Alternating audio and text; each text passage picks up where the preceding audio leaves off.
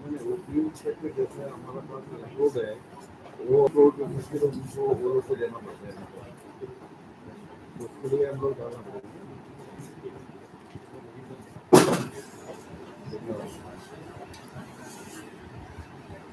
Development की है 10% होता है, 11,000 12,000।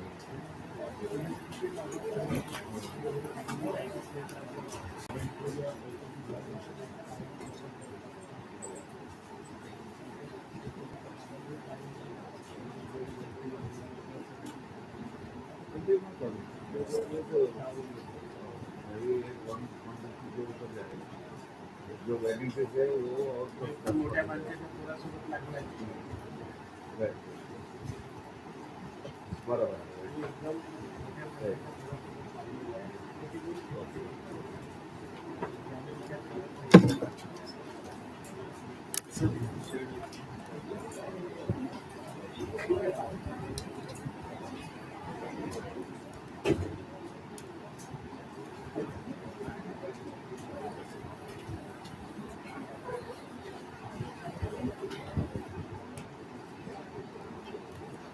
रणिता मॅडम हां हॅलो दादा. बायोमेट्रिक क्वेश्चन रिप्लेस मारून घ्या. अरे दादा मी कॉलेजमध्ये आहो. कॉलेजमध्ये आहो सध्या. हां हॅलो कॉलेज में हो बोल. हां ते कॉलेजमध्ये कॉलेज आहे ना सुरू आता झालं पण आमचं. मी येतो 1 वाजता.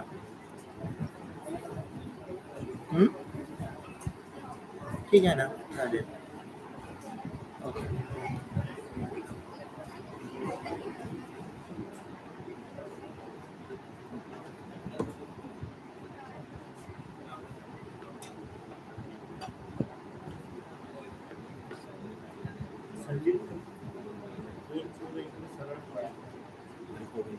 हाँ रिकॉर्ड हो जाएगा. इसको रिकॉर्ड ऑन कर दो. तो यहाँ से चेंज करना. सर आले आले जो आपने लगाया है वो भी इससे yes.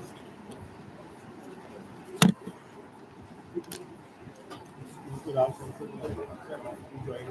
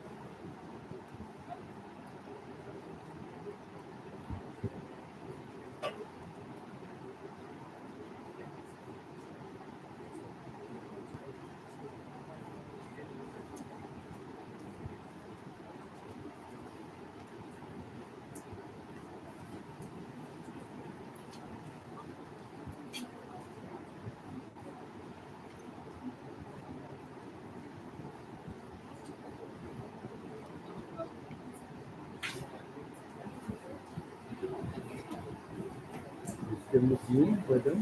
Yes sir. Sir after that presentation is there. No, this slide is there.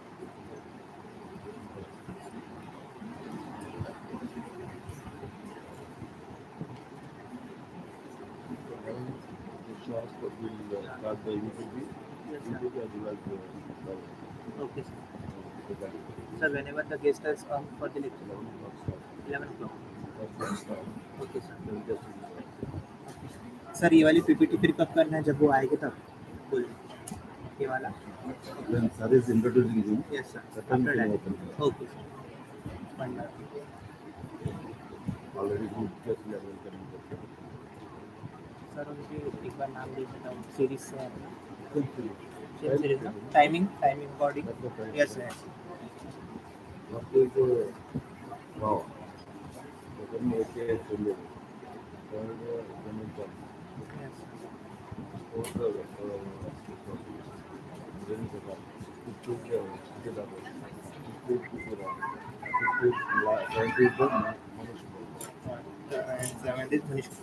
Okay.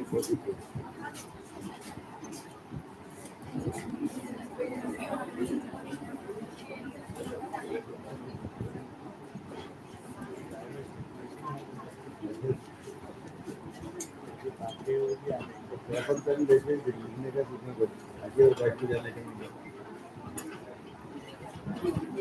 वो तो बोलो मिनट्स पर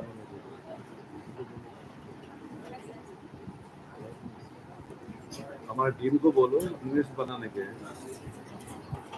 तो ये 2-3 जन को पकड़ो मैं भी Pramod and Rohit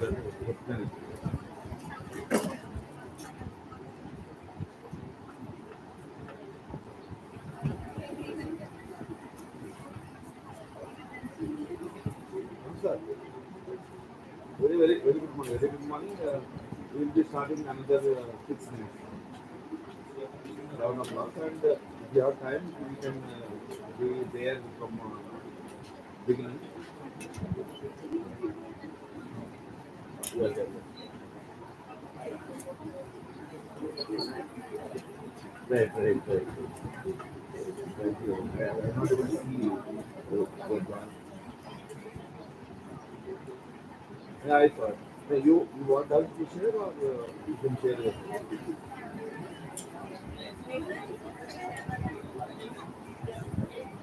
Okay, we'll share. We'll share. We'll share. Okay, okay. Right. Nice, nice. We'll have it from there. Your class, there in the creativity mentioned, है ना? ऐसा मुझे भी पता चलता है क्या उनका 11 कुछ बंद तो एक से 11 एक बता उसको प्रेजेंटेशन करना विच sir I think around 12 at that time you can check that your creative sir 12 11 12:30 12:30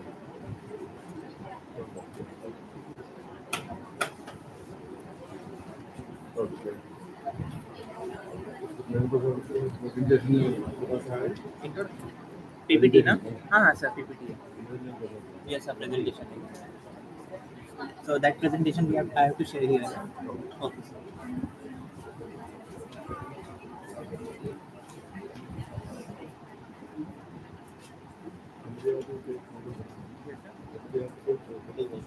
Photographs कोई बोलता बोलता तीन चार फोटोग्राफ इधर का भी बदल देते ठीक है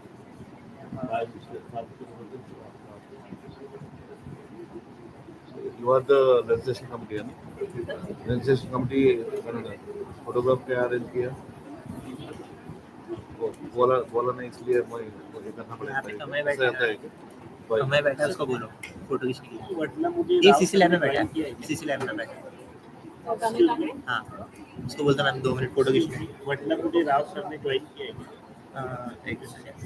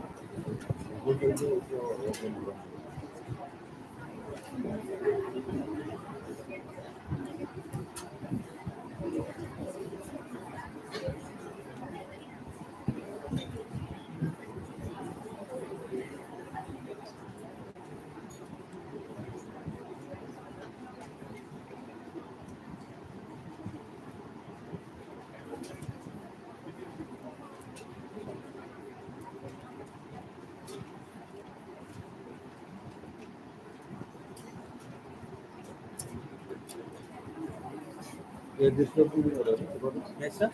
ये अंदर तो पूरा डिस्टर्ब नहीं हो रहा नहीं सर।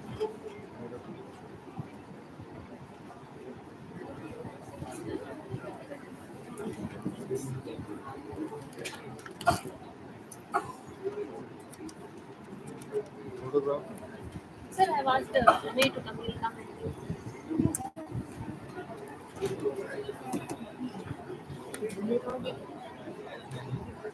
पीपीटी बताइए।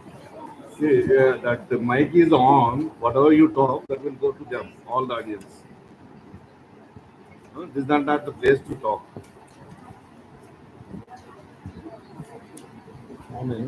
हाँ सर, माइक ऑन है।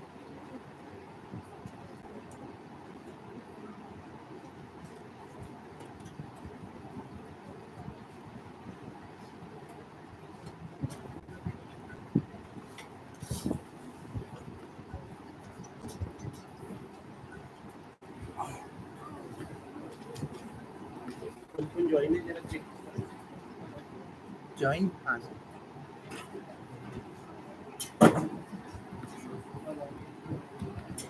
Only students are there, sir, till now. Only students are there.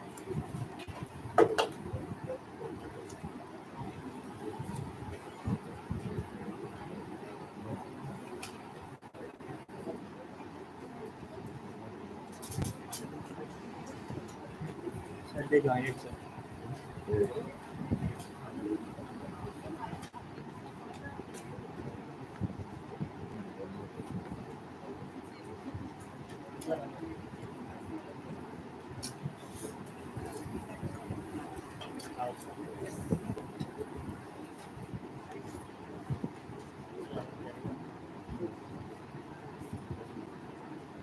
Hello.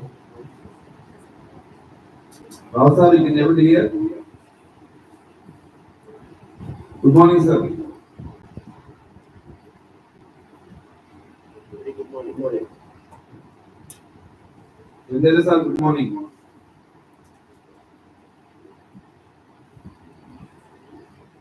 Good morning everybody. Prati madam, good morning. Good morning. Yeah, so we will start our program. You are new. I am speaking in the hall, sir. You can hear me? Very good morning. Good morning, Rao sir. Dr. Agil here. I am fine, sir. How are you, sir?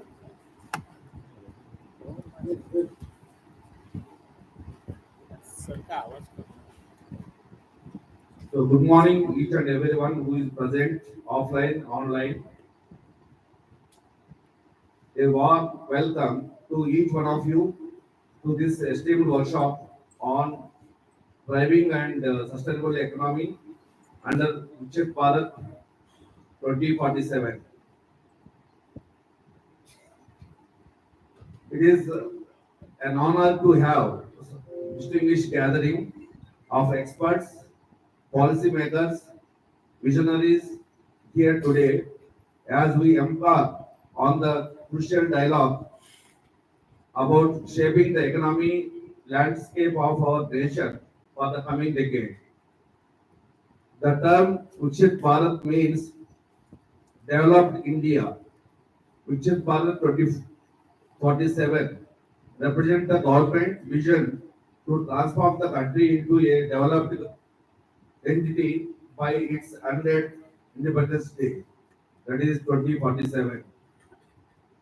The four pillars of Viksit Bharat are Yuva, that is youth, Garib, poor, Mahila, women, and Kishar, farmers. The vision of Viksit Bharat is that of prosperous Bharat in harmony with the modern infrastructure and nature and giving opportunities for all citizens of all religions to reach their potential. On December 11th, 2023, Honorable Prime Minister of India, Sri Narendra Modi, launched Viksit Bharat at 2047, the voice of the youth via video conferencing. At the launch, he highlighted the role of educational institutions in an individual personality development and stated that a nation becomes developed only when there is a development of its people. He also underlined the need of channel the energy of every university students and youth towards achieving the common goal of Viksit Bharat. The Viksit Bharat 2047 vision encompasses various developments such as economic growth, environmental sustainability, social progress, and good governance to make India a developed nation by 2047. Let me elaborate on each aspect. Economic growth, a Viksit Bharat should have a resilient and strong economy that can provide opportunities and a high standard of living for all its citizens. The economy should be able to cope with the challenges of 21st century based on entrepreneurship, innovation, and competitiveness. Environmental sustainability, a Viksit Bharat should have a clean and green environment to preserve Indians' biodiversity and natural resources. The environment should be able to mitigate the impacts of climate change based on the restoration, conservation, and resilience. Social progress, a visit for should have an inclusive and harmonic society that ensures the dignity of well-being of all its citizens. Society should be able to celebrate and respect Indians' culture, heritage based on justice, equality, and diversity. Good governance, a Viksit Bharat should have an agile governance with sound policies and accountabilities. A good governance should system is where there is a provision to collect credible data, analysis areas for correction, and act swiftly to improve the country based on teamwork, reflection, empathy, and consultation. As we delve into discussions and deliberations over the course of this workshop, let us keep in mind the core principles that guide our journey towards this shared vision. First and foremost, sustainability lies at the heart of our endeavors. We must strive to build an economy that not only generates wealth but does so in manner that preserves our natural resources, mitigates climate change, and safeguards the well-being of future generations. The pursuit of economic growth must be aligned with the principles of experimental conversion and ecological resilience. Similarly, inclusivity and equity must be embedded in fabric of economic policies. We must work toward creating an economy that leaves no one behind, where opportunity for growth and prosperity and accessible to the all sections of society, irrespective of gender, ethnicity, semi-economic status, empowering marginalization of communities, and forecasting social coherence and imperative for the sustainable economic development. Furthermore, innovations and technology advancement will be the key drivers of our economic progress. We must embrace emerging technologies, invest in research and development, and foster the culture of entrepreneurship and creativity. By harnessing the power of innovation, we can unlock new avenues of growth, enhance productivity, and address present challenges facing our economy. Lastly, collaboration and partnership of essential for realization our vision of thriving and sustainable economy. Government, industries, civil society, and academia must come together in spirit of cooperation to create solutions, leverage each other's strengths, and catalyze transformative change. Only through collective action can we can overcome the complex challenges that lie ahead. So, as the guidelines from UGC for Viksit Bharat at 2047, the Western Zone, which covers 26 universities, has to conduct deliberations and contribute the Viksit Bharat 2047 vision document on the following themes. So even though they divided into 5 zones, we are under the Western Zone where the themes which are given to us as empowered citizens, so Nari Shakti, women development, caring and inclusive society, employment and labor. This is one of the theme. The theme what we are sitting here, which we are organizing today, is on thriving and sustainable economy. Under this industry of the future, services of the future, trade integration with the world, and transport infrastructure and logistics. So that is the theme what we are doing it. Apart from this, our university is given authority and to do additional workshops on technology, innovation, and leadership, in which startups, it is already completed, ecosystems for the world yesterday, and effective governance, especially transformative governance, reforms, perform and transform. Bharat at Vishwa Bandhu. These are the themes which are given to our university to prepare vision document for 2047 with the interaction with the experts, all people who are present here. As we embark on this journey towards thriving and sustainable economy under Viksit Bharat 2047, let us draw inspiration from all the rich heritage, embrace the opportunity of future, and commit ourselves to building the nation that is economically vibrant, socially just, and environmentally resilient. So thank you once again for all of your presence and participation. I am confident that our deliberation today will pave the way for the brighter and more prosperous future of for India. Let us work together with determination and resolve to make this vision a reality. So I request my colleague Dr. Anil Pete to introduce the first speaker. Thank you, Professor Reddy. Very good morning to all the resource person who are the part of this Viksit Bharat 2047 Western Zone workshop. All the faculty members, teaching as well as non-teaching staff who joined physically or in virtual mode, and all student participants who are joining from their respective school.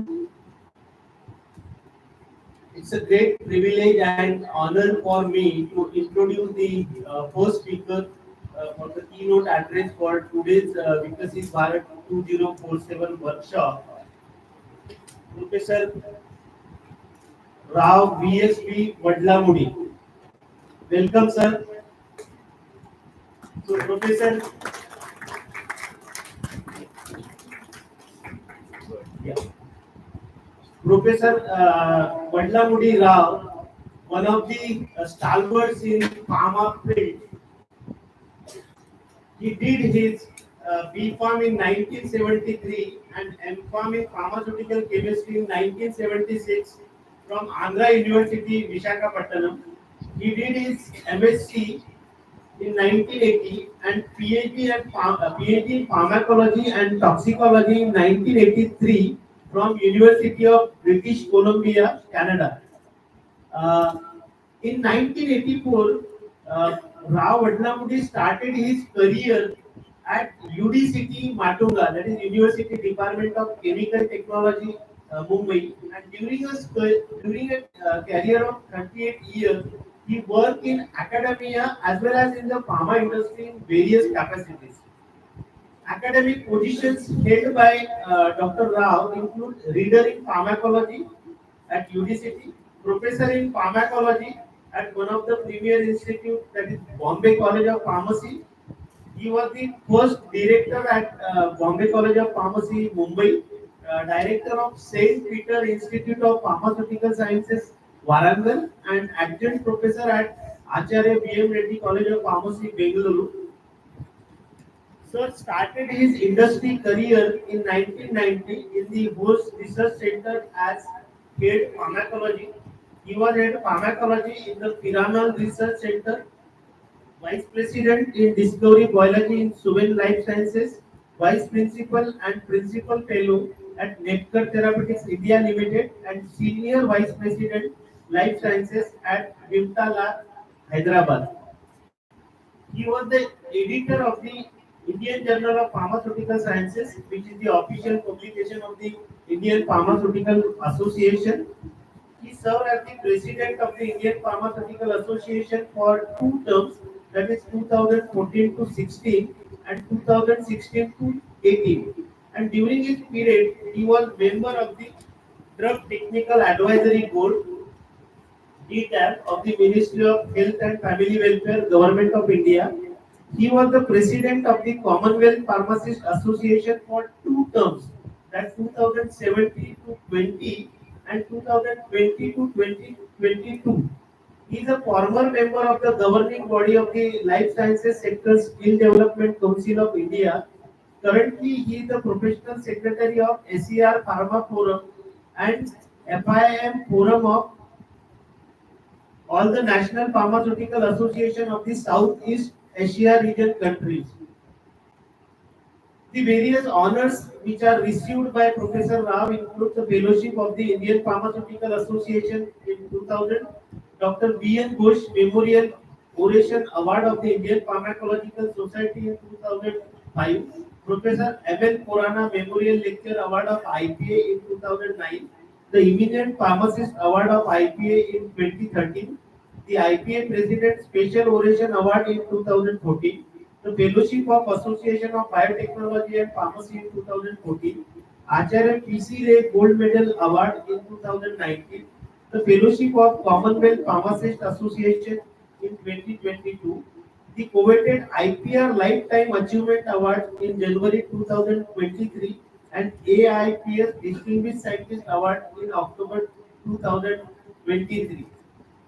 With this brief introduction, I request Professor Vadlamudi Rao to start with his talk. Sir, you have any presentation to share, or you will talk? Okay, okay. Yes, stop. Yes, sir. Yes, sir. So once again, thank you very much, sir, for accepting our invitation. And in this auditorium, most of the pharmacy students are sitting, and they are eager to hear from you, sir. Meaning there are students from different disciplines, including engineering, then School of Allied Health Sciences, School of Sciences, uh, and few industry people are also there.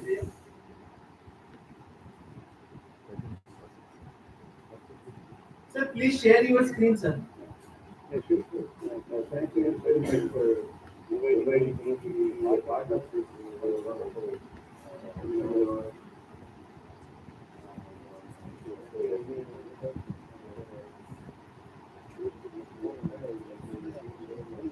Already full.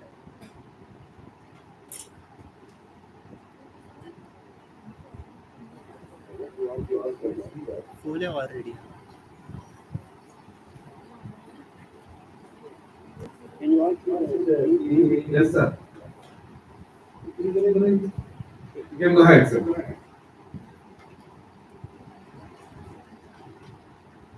Okay. Right.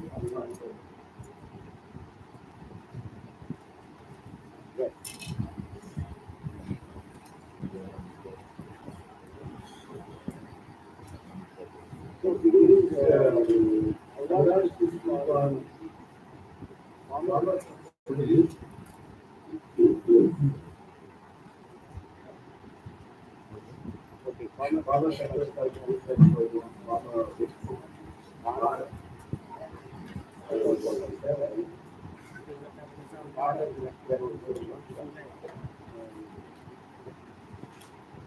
it's kind of not knowing that I have I hope you all can hear me well. Yes, yes. Someone please mechanism. Yes, sir. We can. Okay. Kind of I have noticed to take a dive into what farmer sector is. What are the expectations at 2047? Some of you might wonder what is 2047. Obviously, for everything, the competition is going to be already. So I have to dig up to see what that is. Um, Clearly, it's 100 years of making independence. So it's a very aggressive, ambitious vision initiated by the government of India to transform India into a developed nation. The definition of the developed nation. Of course, the development of the nation is the economic development will reach the economy reach the 20 trillion economy. Currently today, it is 3,700. It's about 10,000. And the projected economy is reaching, because the GDP growth rate is usually in India is about 7 to 8%. 2025 is going to be 2.9 billion and 2026 is going to be 4.18 billion. So this is a uphill path to reach the 30 billion economy. I can see growth, and I think we need to have a better to bring the reality. Our GDP, gross domestic product, is usually in the sector of percent, Indian forestry and fishing of 1%, manufacturing 3%, excluding percent. Mining, forestry and gas with waste management, water management, all about 1%. In this whole context, pharma contribution is basically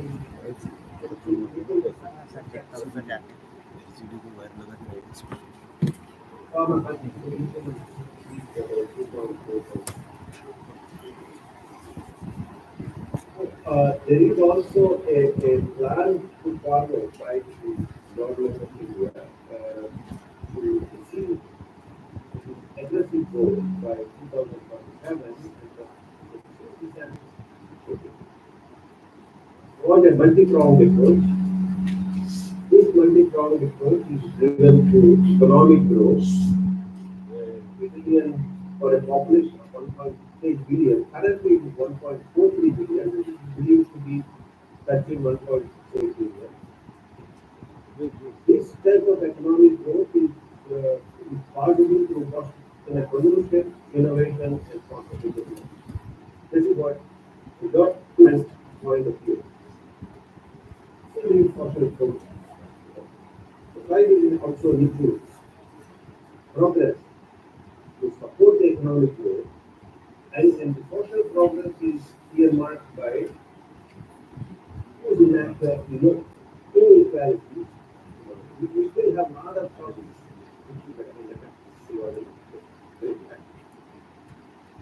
We need to continue all and empower women, youth, the poor, and the farmers.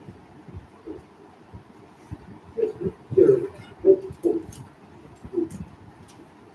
Majority of the population are very young. And in about 20 years' time, our 25 years time, young generation are going to be in the trend setting or leadership role. And empowering them, and we also have to empower the whole value that we go forward, agriculture sector that we improve. This is how government, say, very well. So that is talking about Bharat and how we want to build, and then come to about what can a sector do and how it can be a part of this Viksit Bharat, and participate in it. Any one aspect of environment is sustainability. The green environment, preserving biodiversity, natural resources, and mitigating the impact of climate change. Very aggressive because as we constantly see, we really clean and green, environment pollution free. Preserving biodiversity are destroyed. Are we preserving our natural resources, or are we just using the market and depleting them? How we build our rule for disaster management to face any consequences or direct effects of the weather. I mean, the weather change pattern that are produced by the climate change, we are talking about global warming. Global warming resulting in snowcap, glacier heating, and unfavorable rain, and torrential rain, floods, or drought. How well we do uh, help and mitigate it. A very important aspect is good governance. Today we are trying to fight against government, not proper government. What an action either done through law or through an order is hurting another section of the society, and then their cases, etc. And the newspapers and the news always is trying to get these issues. When we have the government, a government with sound policy, so sound policies with regard accountability by the government, well as anybody who is doing something accountable. Quick action to improve the country. Many a time, action lacks speed. And we're supposed to act yesterday, would be, trying to act next week, something like that. So quick action is absolutely. Okay, the other aspect of what I have spoken about is digital Bharat. I think it's due to youth engagement, logical, scientific, and innovation, management, and infrastructure development.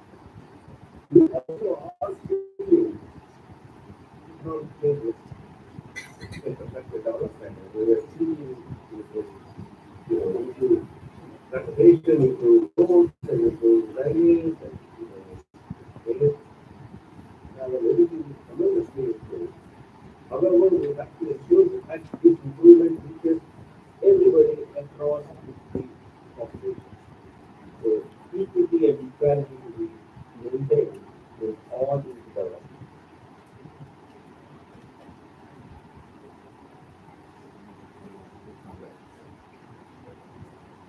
Okay.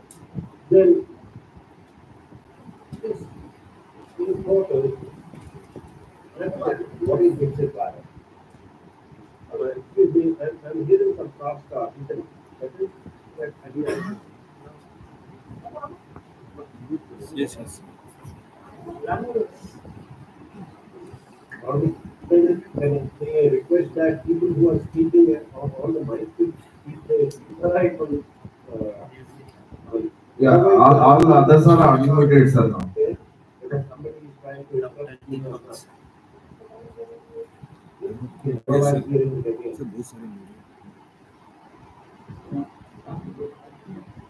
Professor Pete, Yes, sir.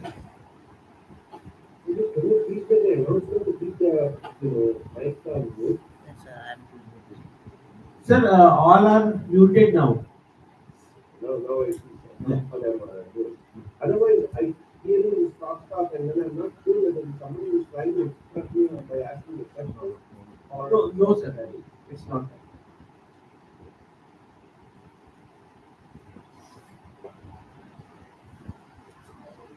Okay, what is the farmer contribution? So the actual, the farmer sector's role or farmer sector's contribution to Viksit Bharat 2040. The contribution that is made is cannot account for.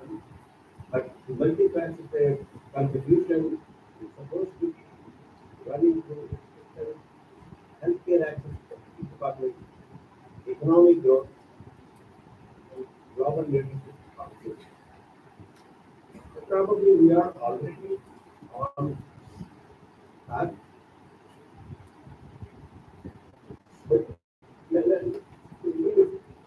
one question I will just we need to increase the R&D investment 10% of the total turnover of farmers. The total turnover of farmers is expected to be about 20%. 10% is $1 billion of the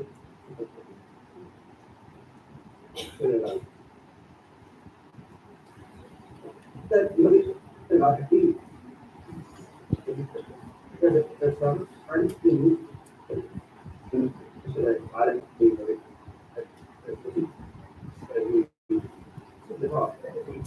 about that later. The major objective of farmer sector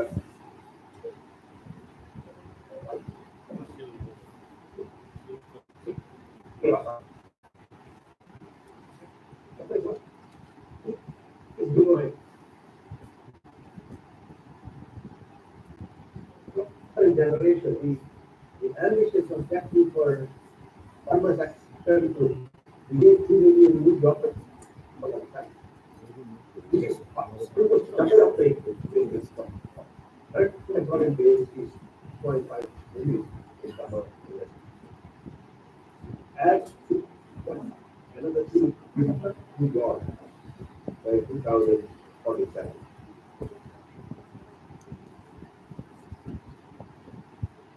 Talk about healthcare accessibility. We achieve 90% in rural markets. This penetration to rural markets is not just medicines alone, but services also. It is currently it is about 60% penetration. So what the chemist is we really have to the younger mind have to think. When we say 60% penetration, that's actually applicable population located in various regions of our country who have access to medical services or health facilities or housing or job work. So in order to of Viksit Bharat 2047, we have to put an aggressive goal that to achieve 90% penetration of the rural market. We also said that we need to introduce farmer needs to introduce about 500 new affordable drugs. Please understand these 500 new drugs are not 500 new chemicals or new medicines. There are new R&D clinical trials that take almost 12 years. So we're talking about new affordable drugs. This is interesting. The bulk sector is big problem.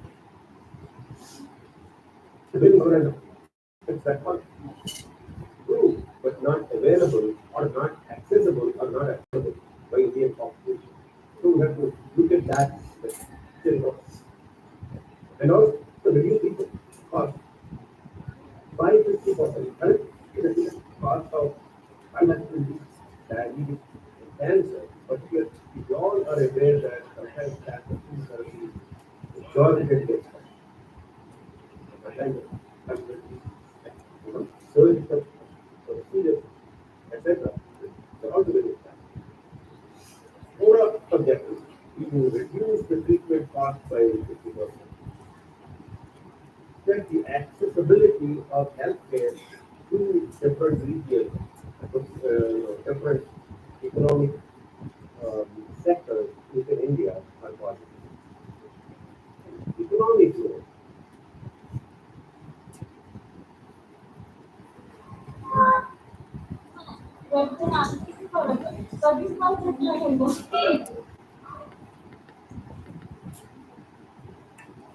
Contribution from current people. Today, I already mentioned that for the farmer sector contributes 2.4%. And in the next 25 years, that is by 2047, the aggressive objective is to by 5%. So it has to double its so it's coming around 250 billion customer market.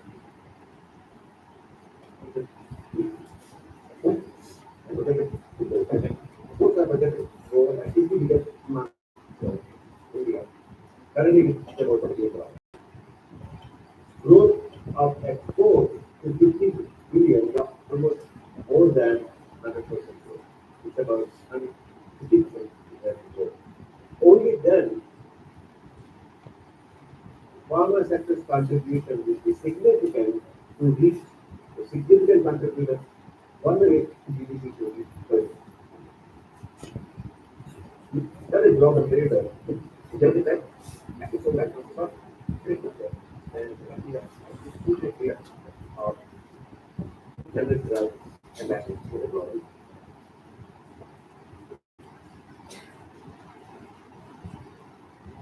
So let's get back. We didn't know the gas we have not made capacity indicated that is that we have known it or we will have that we are there and then level is not the quantity of the period so the period that so it is that you get to image of the on the period of food system it means that remember why for the entire world the entire world almost 1 million of vaccination distributed all over, and then many countries have seen that not 7 billion, they have 7 billion, 2 years, million share of the 70 the vaccination in India. That's so healthy. So that's very powerful of our ability. We also need to look into new vaccines for diseases that require vaccination and for diseases that do not have effective vaccine. The aggressive goal in front of vaccine by medical manufacturers is that to just 5 to 6 new vaccines, these are that require vaccines, probably reduce the globally as well as domestically. Another area where the Indian pharmaceutical sector needs to invest and needs to develop is digital health initiatives. This is for you to invest in a billion in digital health initiatives. What are these digital health initiatives? Telemedicine.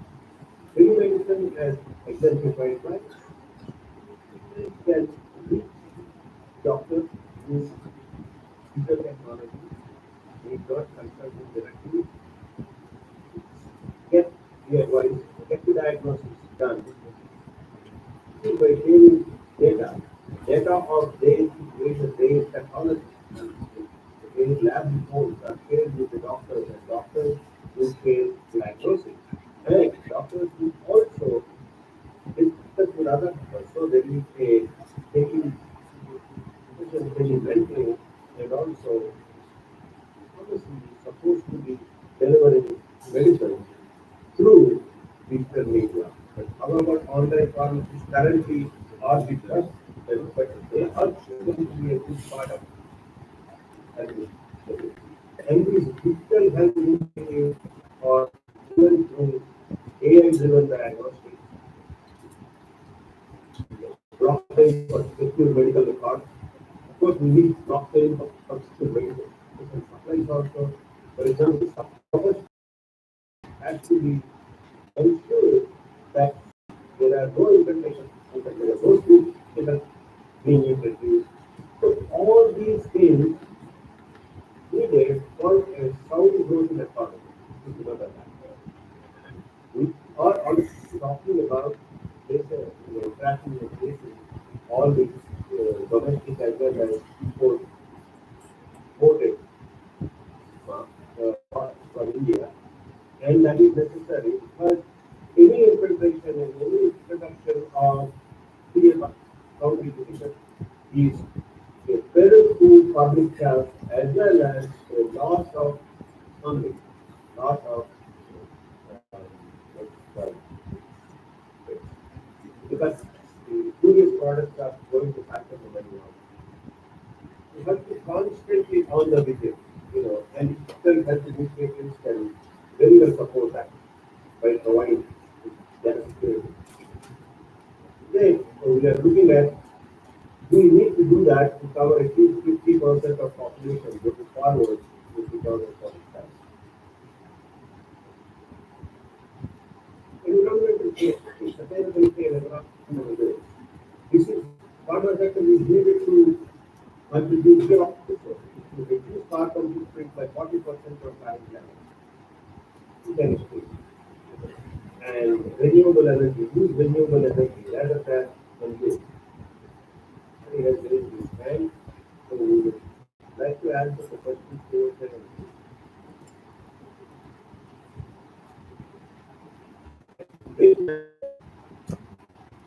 Farmer sector is faced a lot of problems, particularly the objective is to zero waste management, water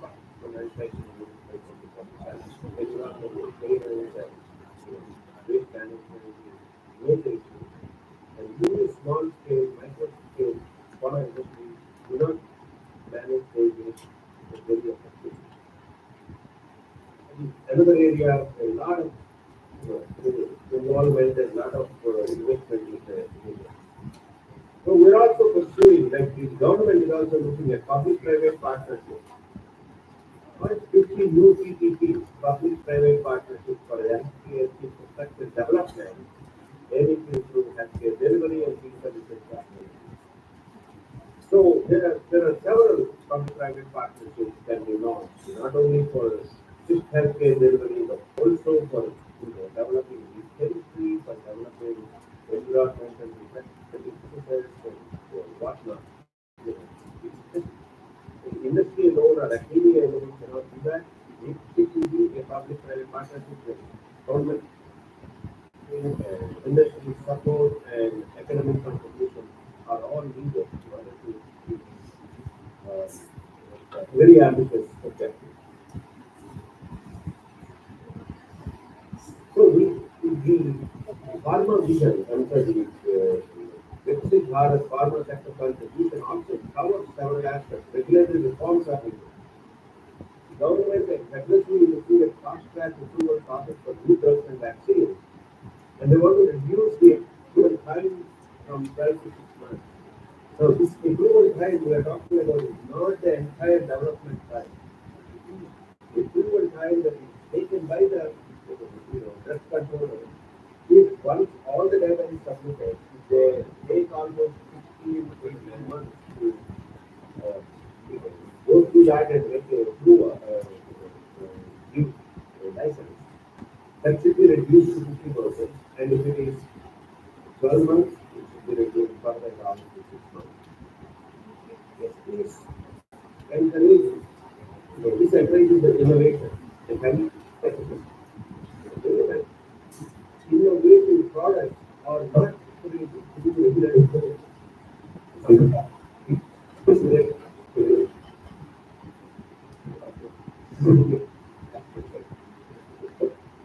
the collaboration we are talking about establishment of R&D. collaboration with, so we're talking about several research centers. But however, if you really look at the scenario over the past 20 years, what has happened between 2020 and 2022? How did it start? Several of the research R&D centers are leading.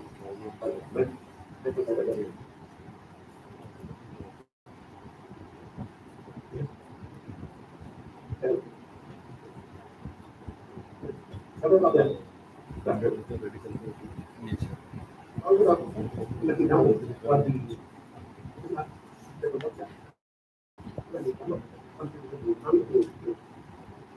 management of. So probably we said that the first necessary new drug. So, your new drug, but it can be on several fronts. Research into healthcare delivery, it could be research into better way of managing clinical trials. There are so many aspects of that. And some of these are expected to be focusing on next generation therapies such as gene therapy and personalization. To stop here and then take a look at what have come from multi-pronged aspect. The approach of farmers at the ability to take on such use as expected in the input RF. Is that 5% contribution to the disease? The various multifaceted approaches proposed by the government. So, what is the industry take on this? That needs to be discussed. And I have a big question in this slide. Why is it all? Why it is very aggressive and why it is commendable that government is proposing that? See, actually, here the other part of the industry, for the agriculture and for the yeah. You need to still look at some of these aspects that are necessary to look at. If the role of farmer education research in various institutions, what is the role? What is the contribution of this? What are they expected to do? Just to observe from the perspective that today, if you look at from the Indian farmer institution, look at the research that is performed in institution.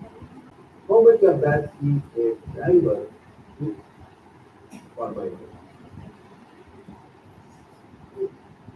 Ask you what is the driver. If you know the answer, you have to really look around and see that. And that has to change. I mean, the academia needs to be the privacy to understood in the economics. So we're talking about entrepreneurship. We're talking about new startups, new innovation. Where is it going to come from? You are exactly those things come from farmer industry. In the farmer industry, may not want to innovate, may not want to do new products. It comes at a cost to growth. Slows it down, and then stop, and then also look at how rapidly to go from one market to every target here. So it's always like that. So they jump from market area to market area, product to product, rather than stop at the invest and bring a new innovation, to innovate therapy that probably is a market scale 5 years down the road. It won't be like 5 years. So the leadership has to come from, not that the has come from the research has to be. Here, there is a proposal of so many public-private partnerships and also new research centers, R&D centers. So why can't the economic be the faster, this has to be talking about Atmanirbhar Bharat. In fact, in India, that's one more. Atmanirbhar Bharat, that means we are self. We put different like the starting materials and things. We have to be serious. In fact, import dependence for API and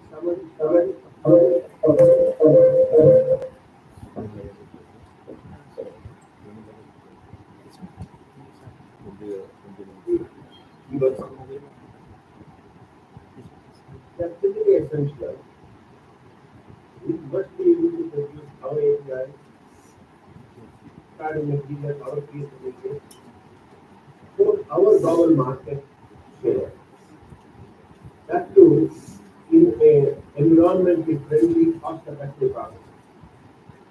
So much of research from what all that research can be conducted in academic or in an unacademic class. So we have the,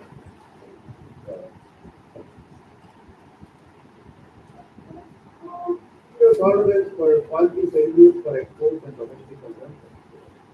We have quality failures structure in Indian education globally. We always come back with a story telling that no, we are very careful, there may be one or two black sheep that are positive. And today, there are several cases last year and even before about purities in soft mixture given to propylene glycol, diethylene glycol, and purities in that. Today, there is a test that every soft mixture needs to be tested for the presence of diethylene glycol. That means we are only acting after a global cases have come out. Bharat in India also, we don't play those to become a global urban leader. It's not downplay those things. You know, that as soon as they come up, we have to do the introspection, find the black sheep, and make regulatory changes and testing. Robust drug testing to happen. So what is needed is also $6 for quality control. Zero tolerance for quality values is quality conscious principle which is to be built in academic. So I'm trying to support that. The whole academic the quality to fail. So what happens? Um, Don't fail. Because so far I have presented you many angles, but then it's more about becoming a global leader of traditionally Ayurveda and Indian medicine. Because it is a huge market potential, and then we are looking at exports to increase such that our contribution, parliament's contribution into total GDP to increase. So this is one area where we are looking at 2% of the global herbal market, where we have to really contribute. Economic contribution, which we would like to have. Really, service, access, quality, supply, affordability, equity. We are talking about all those things. Then we are immediately jump into healthcare.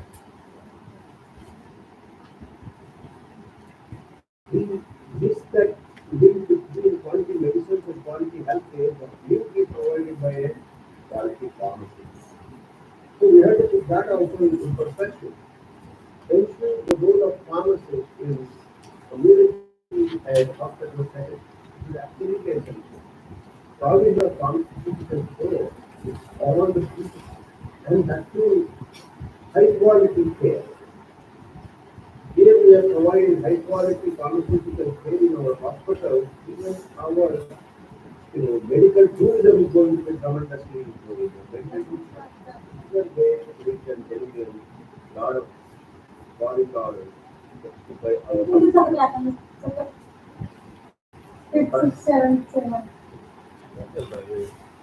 So, with these points, I thank you for giving this opportunity. And somebody asked a question. Sorry, I think Hello. I will stop sharing my. Thank you, Professor Rao sir, for your insightful presentation on Viksit Bharat, the role of pharma sector in Viksit Bharat. Please do not stop, right? Hello.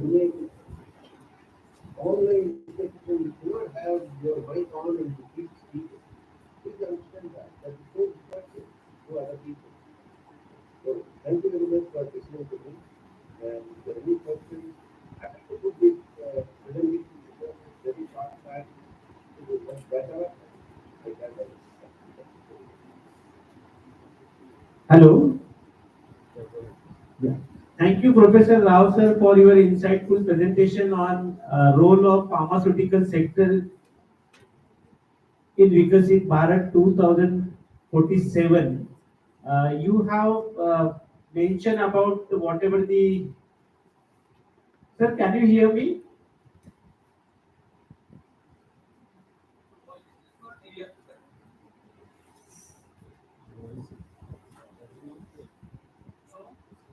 Yes, Surendra sir. Rao sir, can you hear me? Am I audible? what Mr. Sudhir Agarwal has correct. The voice is not clear.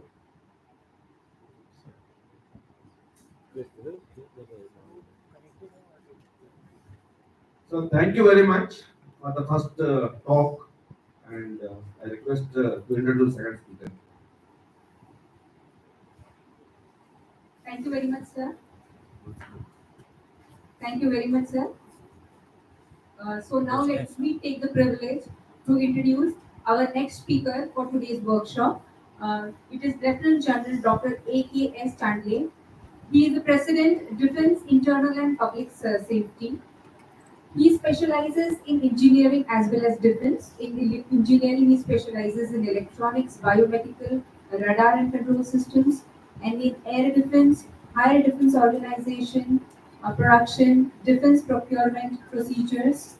He has got a vast experience. He's currently present as a director at CITL from February 2023. He is also the president of UP Golf Society from September 2015. Electronic Sector Skill Council member. He is a board of directors from August 2022. At Geospatial World Chamber of Commerce, he is serving as a director from June 2022. For Blockchain Protractor Forum, he is an advisor from May 2022. At the Institute of Electronics and Telecommunication Engineering, he is a distinguished fellow and a past president from September 2008. Engineering Council of India. He is also a member board of recognition of professional engineers from March 2021.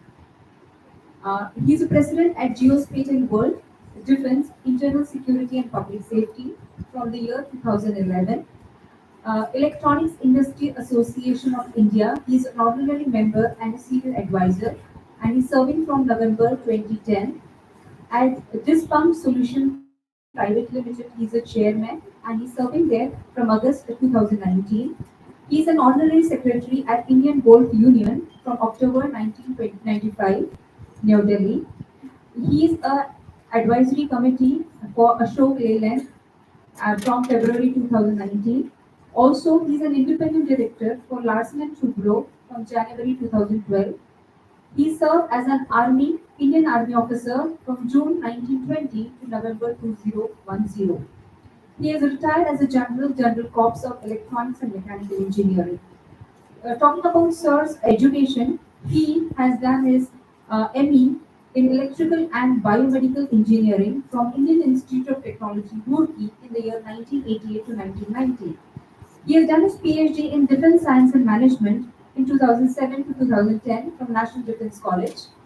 He has done his MPhil, Higher Architecture and Strategy of War from 2001 and 2000 from Devi Shala Vishwavidyalaya. He has also done his MPhil, Defense Science and Management in the year 1997 to 1998 from the College of Artillery Engineering, Peninsula, USSR. And he has done his diploma in anti-tank missile systems in the year 1984 So, sir's topic today is service of the future. So, may I request sir to please start his presentation. So, do you have any presentation to share with us? I don't have a presentation. Okay. Can you hear me? Yes, sir. You are loud and clear, sir. Thank you very much. No need for such a long one. Just you said that I have an engineering background and I'm from the armed forces. Retired sometimes back. Grateful to Dutta Mega Institute of Higher Education and Research for showing my participation in this workshop on driving and sustainable economy. Particularly grateful to Dr. KTV Reddy okay, for including me in this discussion. We got a very exhaustive and comprehensive coverage of what Viksit Bharat, the mission is of this program. Is covered apart from the pharma industry directly, but also some of the downstream services which would actually form part of the service industry. Uh, let's just look at what the economy can be totally divided into. Uh, we have the agricultural or the material sector and the primary industry. It can be nothing but the manufacturing.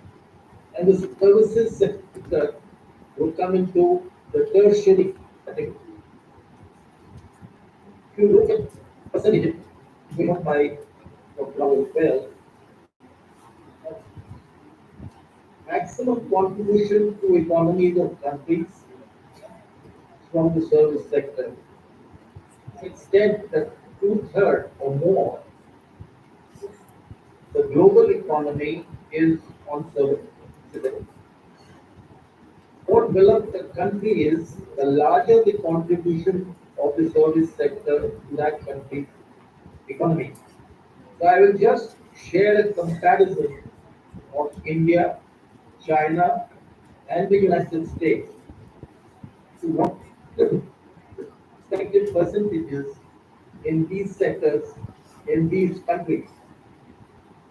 In India, the agriculture and allied sectors uh, amount to about 15.4% of the total GDP of the country. Manufacturing sector amounts to 23% of total GDP, and the maximum, that is approximately two-thirds, around 61 to 62%, is from the services sector. Come to China, agriculture and allied sectors contribution is about 7%, that is even almost half of India's. The manufacturing sector contribution is very large relatively, it's almost 39%, and the service sector in their case is 54%. Now, come to the United States, which we usually refer as the most developed country in the world. The agricultural sector amounts to only 8%. The manufacturing sector is actually only 12%. Service sector is 80%. So if we are going to look at a growth of our GDP, growth is maximum in the service sector. We can reach from 60 to 80. The United States at today probably its own contribution in the GDP will also be increasing. But if we require back 20% growth in our service sector to be able to achieve or anywhere achieve targets that are set out for the fixed part. The main characteristics, we like to look at what the journey. Today's what is the contribution we are just mentioned? It is going to be in the future, 10 years, 15 years, 25 years from now. We can only predict, and our predictions may be very wrong because the way technology is transforming, the disruptions it is causing in every sector whether it is agriculture, manufacturing, or in the services sector, we cannot predict. To a large extent, we will have to just extrapolate what is the current situation and how the future will look like. So we should have no doubt in our mind that the two main characteristics of the future in the services sector will be the rise of virtual and remote services. In every sector, the intervention of humans will reduce. There will be more artificial intelligence and automation will be done by robots, chatbots, or whatever. But using artificial intelligence and automation is what the services sector is going to do in the future. What does the services sector comprise of? It has mostly intangible services. Manufacturing sector is glamorous because you can see the products, or the aeroplanes, the whatever equipment you use are all part of the products of the manufacturing sector. The services sector, though its contribution is almost 2 to 3 times that of the manufacturing sector in most economies in the world, mostly intangible, but we impact the lives of the citizens of those nations in a very big way. It would include things like information services, it would include financial services, investment, insurances, etc., professional services, healthcare services, which Dr. Rao just talked about, social assistance, arts and entertainment, recreation, warehousing, transportation, infrastructure, renewable energy, information technology, fast moving consumer goods, and what you've got today, renewable energy form of EVs, etc., being used, and solar equipment being used instead of the conventional fossil fuels being used. So, more and more development, more and dependence will be on renewable energy in the future. So, that's a given because we have to be careful. We are looking at building a sustainable economy. And a sustainable economy can only be possible if we look after the environment. You are all aware of the 17 SDGs that have been enumerated by the United Nations and the targets that they have fixed for each country. Fortunately, most countries are lagging behind, but India is making its better to reach its own targets in these 17 SDGs, particularly in the field of renewable energy.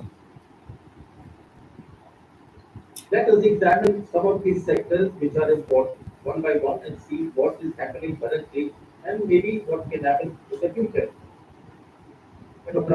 Okay, as far as healthcare is concerned, it will be a very big sector. See, first,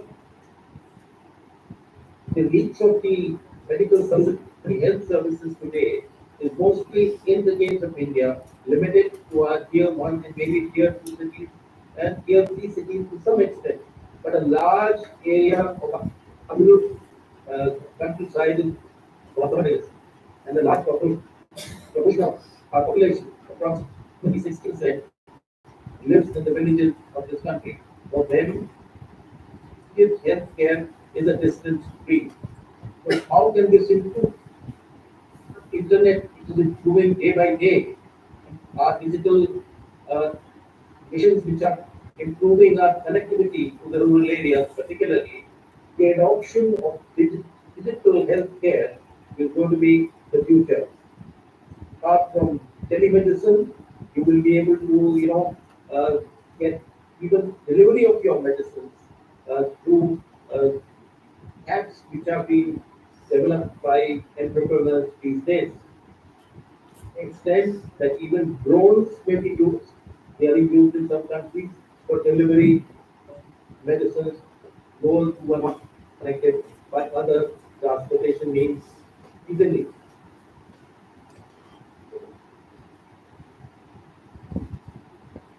The monitoring of health of individuals will also be done by newer techniques.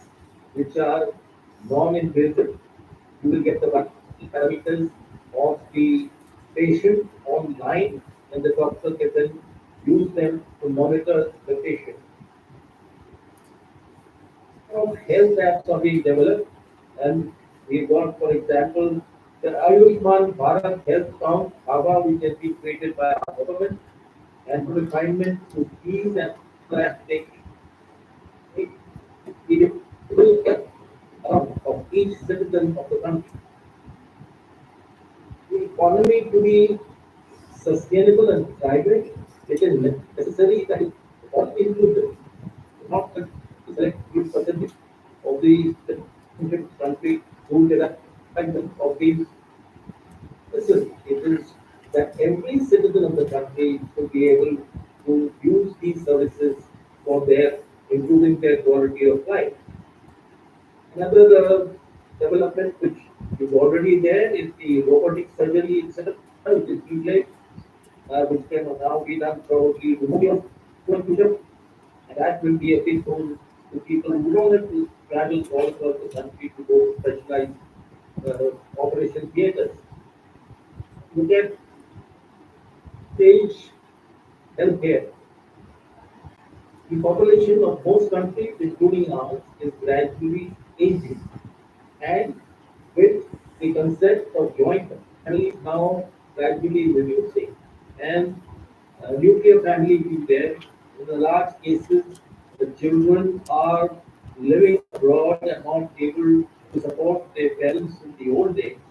There is a necessity of old age care to improve considerably. Particularly for the rural areas, there should be set up old age homes where the parents can be kept and looked after. And those old age homes will be such that they will get food, they will get accommodation, they will get health checkups and the health support continuously. There will be provision for their entertainment so that they live for a life. Number mercy of being of and what they want.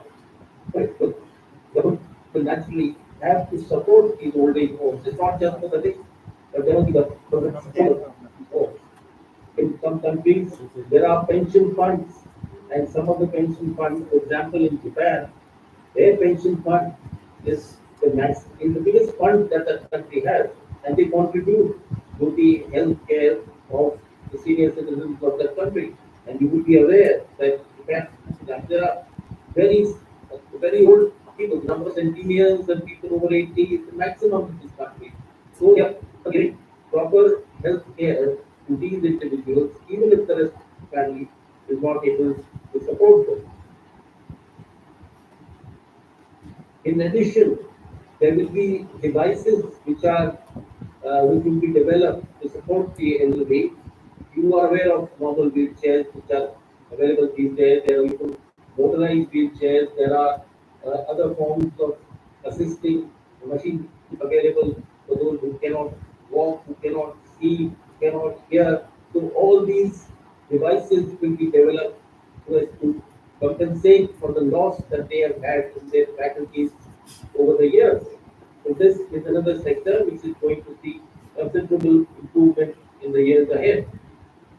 Mentioned about the Japanese pension fund. Similarly, we have the employees from fund organization in India, which is also amongst the top 20 funds of the world. So there's the contribution from that towards all old age homes to be set up for the senior citizens. There are provisions for insurance of employees, but there is no provision for insurance of the normal citizens of the country. The Ayushman scheme has been started a couple of years ago, but to what extent it is able to reach the rural areas is yet to be seen, and definitely this has to be improved for the future. Then we have the fintech sector. You are aware of the digital payment systems that have been developed by India, which of course we have a leadership in the world with our UPI system, and the proliferation of this amongst our citizens should increase in the years ahead. Also, uh, Advisory services are being set up for and financial management tools are being developed to help citizens do their financial planning of the year. If they be with their normal work day to day, they don't have the time, then these management tools will help them to be able to protect their savings over the years. Come to e-commerce, you are aware of these merchandise and goods which are being delivered by companies like Amazon, Flipkart, and others. We have also India has developed its own open network for digital commerce (ONDC), which is in the early years, and this will be even a bigger boon for the small merchants and sellers of this country to connect with their customers. Similarly, apps have been developed for delivery services. I mean, there is an app for practically everything in this country. Today, if you ask a youngster what he wants to do, either he wants to be an entrepreneur, a startup, or he wants to do development of apps, because that is a very paying thing. You develop an app, and it all depends on your imagination as to what you want to do. There are apps for very niche areas as well. So the common ones we all know, that app of food delivery, there are apps for uh, ride hiring like Uber and Ola. So all these apps development will take place in the future in a much bigger way. There are apps already for travel, for tourism, for wellness, fitness, for medical tourism, as mentioned by Dr. Rao. That is going to be a big area if our medical sector improves. There are event management apps. There are services for doing. There are apps for doing services at home. Whatever utility services are required, you can go on an app and you can help. You can get the help of the required trades that can come and work at your home. The transportation sector is huge. You know already that autonomous vehicles developed and will be used in many ways. So automation is something which will be in the transportation sector in a big way. The high-speed trains already exist.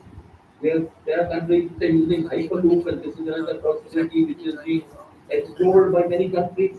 You have the rapid rail, the metro, and the aim because of sustainability and environment requires less fossil fuel use. You are telling electric vehicles coming up, hydrogen cell, even water cell are being developed. Whether EVs will last to 10 years because there's a big problem of cells and wastage that comes through EVs, then you may have to look at hydrogen or any other green cells which are developed for the future of transportation. This also includes air transportation. The air transportation is growing at a CAGR of approximately 13 to 14%. More people are traveling by air every day, and that is a sector which will further grow. And you will be looking possibly at short distance, vertical takeoff and landing aircraft, and things like helicopters will grow.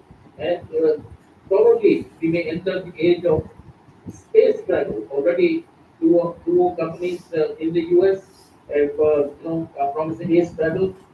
So that is another sector which is being developed. There is the issue of urban planning of cities, smart cities that are built for the convenience of the inhabitants of the city, and meanwhile protecting the environment as well. So there were some cities which were planned, which were being built new, that is greenfield cities. They looked at say 30% inhabitation, percent green areas, a large amount of water area, and they were doing away with fossil fuel usage, no petrol pumps, outlets, only EV charging facilities available. So that is the sort of smart cities that are being looked at. Those cities would have emergency response systems which are very necessary if required, or if there is a health emergency, you require ambulance services. So all these need to be developed to make the city really smart. So that is another service which is going to be being progressed in the years ahead. Hospitality sector will undergo change. More and more people are traveling to countries and to even domestic destinations. We will, now that there is the facility of working from home, so there is a concept of what is being called as leisure. Business plus pleasure is pleasure. So this is pleasure is probably the way workforce will enjoy their work, the holidays as well as carry on with their work. Alternative accommodations apart from hotels are being looked at, and a complete hospitality package as a service would be there, which will include, transportation, accommodation, your food, your entertainment, permissions which are required to travel. All this could be available as a service to all the citizens. This is what we are looking at in the hospitality sector. The education sector also is going to be that another area where we will see a lot of transformation taking place. Skill development too. The conventional methods of classroom teaching gradually will reduce. Normal, certificates that were being issued may become redundant. What you study today or what skill you acquire today may be totally useless after 10 years. So you have to look at this, you have to keep developing your skilling system and your education system to be in league with the times ahead. These are some of the things that I thought would mention to you about the service sector, and keep this the aim in mind is that from a 60% contribution to the GDP of the country, we have to go to an approximately 80% if we have to reach the targets which have been set up for us for the Viksit Bharat. So with these words, I end, and if there are any questions, I will be happy to try. Thank you.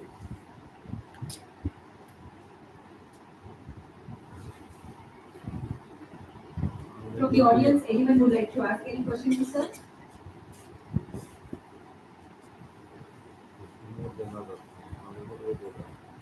I'm here. Hello, sir. Can you hear now? So with this, I would like to thank sir for his speech on services in the future, and sir has touched upon all different types of domains. That is, he has gone from healthcare to transportation to smart cities and also education. Thank you very much, sir, for your insightful. Thank you very much, sir, for your insightful words.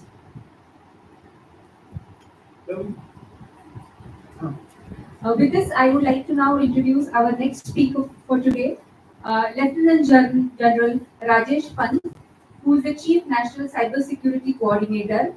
He has a rich and a varied experience of over 3 decades in Army, blended with experience in hardcore manufacturing industry in the area of human resource, health, safety and environment, business development, new projects, administrative and cost-effective security system, integrated with the risk management, logistics and SCM. In defense technology as project management, modernization, conceptualization, and induction of defense hardware and equipments. Sir has got a vast experience. Currently, he is an independent consultant from May 2018 at Dehradun, Uttarakhand, India. He was also a vice president and an advisor for Polycap in the year 2014 July. A senior general manager. Can I just Yes, sir. interrupt? I think there's a mix-up of the introductions in the name. You may like to check. Okay. Let me see, sir.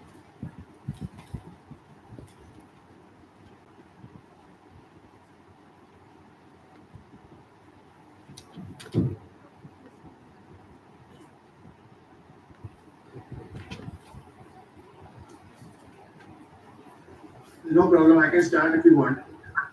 Okay, sir. Please start, sir. And sir is going to talk. Okay. Good afternoon, ladies and gentlemen, boys and girls. Sir, sorry for the introduction. So anyhow, we would like to hear you with Vision 21/7. Thank you very much for accepting It's us. okay. I'm used to facing cyber attacks. Yes, sir. Go ahead, sir. So, good morning, good afternoon, ladies and gentlemen, boys and girls. Firstly, thanks to Professor KTV Reddy, in FEAT, and the staff of the Dr. Mege Institute of Higher Education and Research for having me here. I think the topic selected of Viksit Bharat and how to sustain the economy is very relevant at the moment. And the previous two speakers have given some very interesting talks. Now, if there is one thing common that you find in these talks, is the fact that everyone is talking of a lot of digitalization which is going to take place in the future. And this is where my concern comes in. The larger the digitalization, the greater is the threat of cyber security and cyber attacks. And if you believe the world economic forum, the total loss due to cyber crime last year was 10 trillion US dollars. 10 trillion US dollars. Three times our GDP, and they say cybercrime is today third largest GDP in the world. So if we have to grow 7% or around that to reach the achievement we want to reach, then we just cannot afford the headwinds of cybercrime, cyber threat, and losses due to cyber security. So with that as the background, let me just take you through to where we are at the moment, what are the future challenges, and what as a nation we are doing about some of these challenges. We are at the moment is firstly to understand that cyberspace, interconnected world of endpoints, networks, applications, data at rest, data in transit, including data, and this cyberspace needs to be protected. Cybersecurity has a condition of individual, or is related to your personal social media account, your network, for an organization or for an academic institution like Dr. Mege, it is different. You will have your own lab, you have your own network of research, etc. For a business enterprise, it is different. National level, it is different. At a national level, if you talk of cyberspace, then it will be all the ministries of the government of India. It will be the states. It will be different sectors, all sector, DOT and BFSI sector. They will be having their own cyberspaces. So at a national level, it has a much larger connotation. So what the first point I'm making is that cyberspace is different at the individual level, at the business level, at the academic level, and at the national level. To protect that is what we are calling as cybersecurity. Now today, just for information, we are in the sixth generation of cybersecurity. Students may like to note this, that the whole business started from say around 1980s when personal computers initially came in the market. So we said, okay, how do we protect the personal computer? So the solution was to put in antivirus. So that is called the first generation of cybersecurity, using of antivirus in the PCs.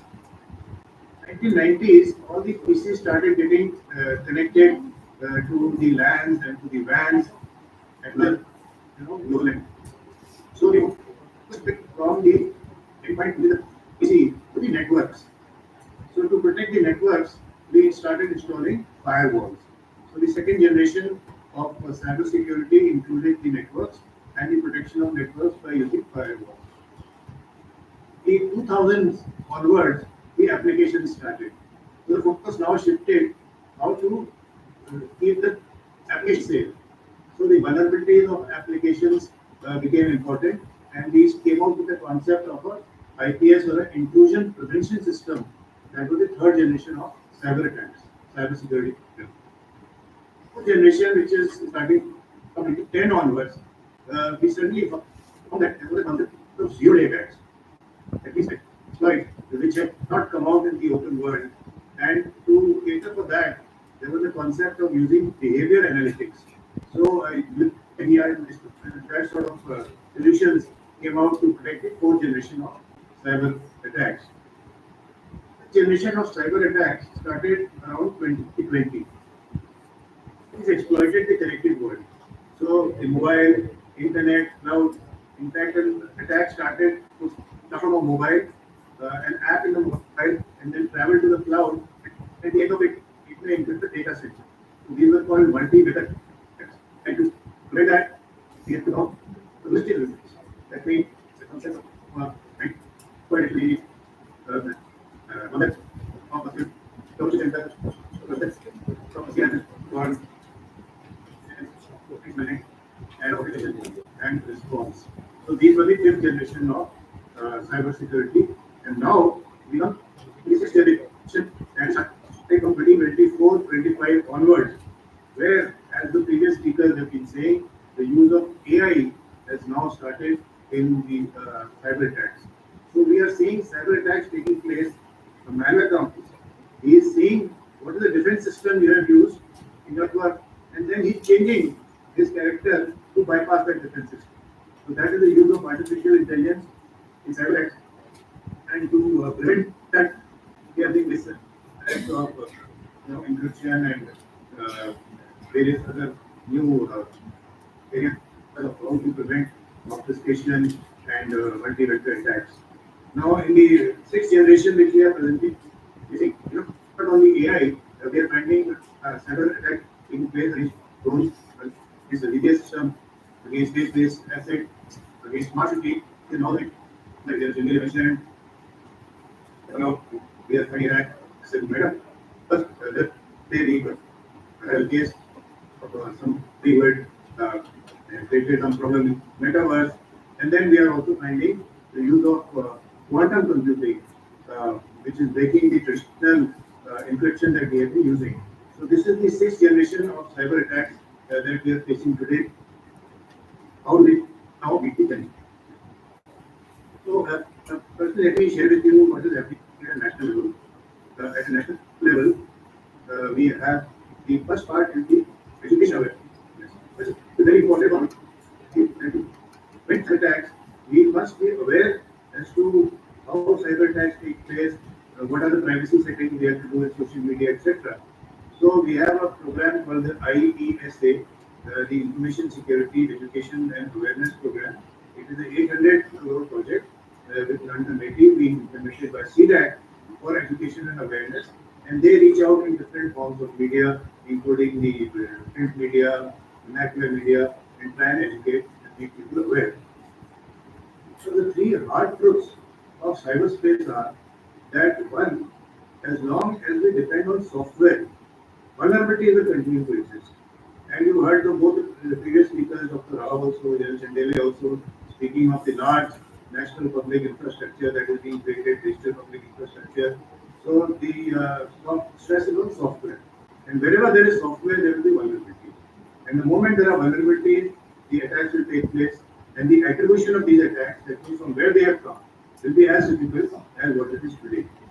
So the solution lies in what is termed as resilience. That means how do we continue to work, how do we continue to provide business continuity, knowing that attacks are taking place. And that is the answer which lies in people, process, technology, and cooperation. And this is something that I would like students to note whenever you are asked as to what are the measures you are taking for cybersecurity.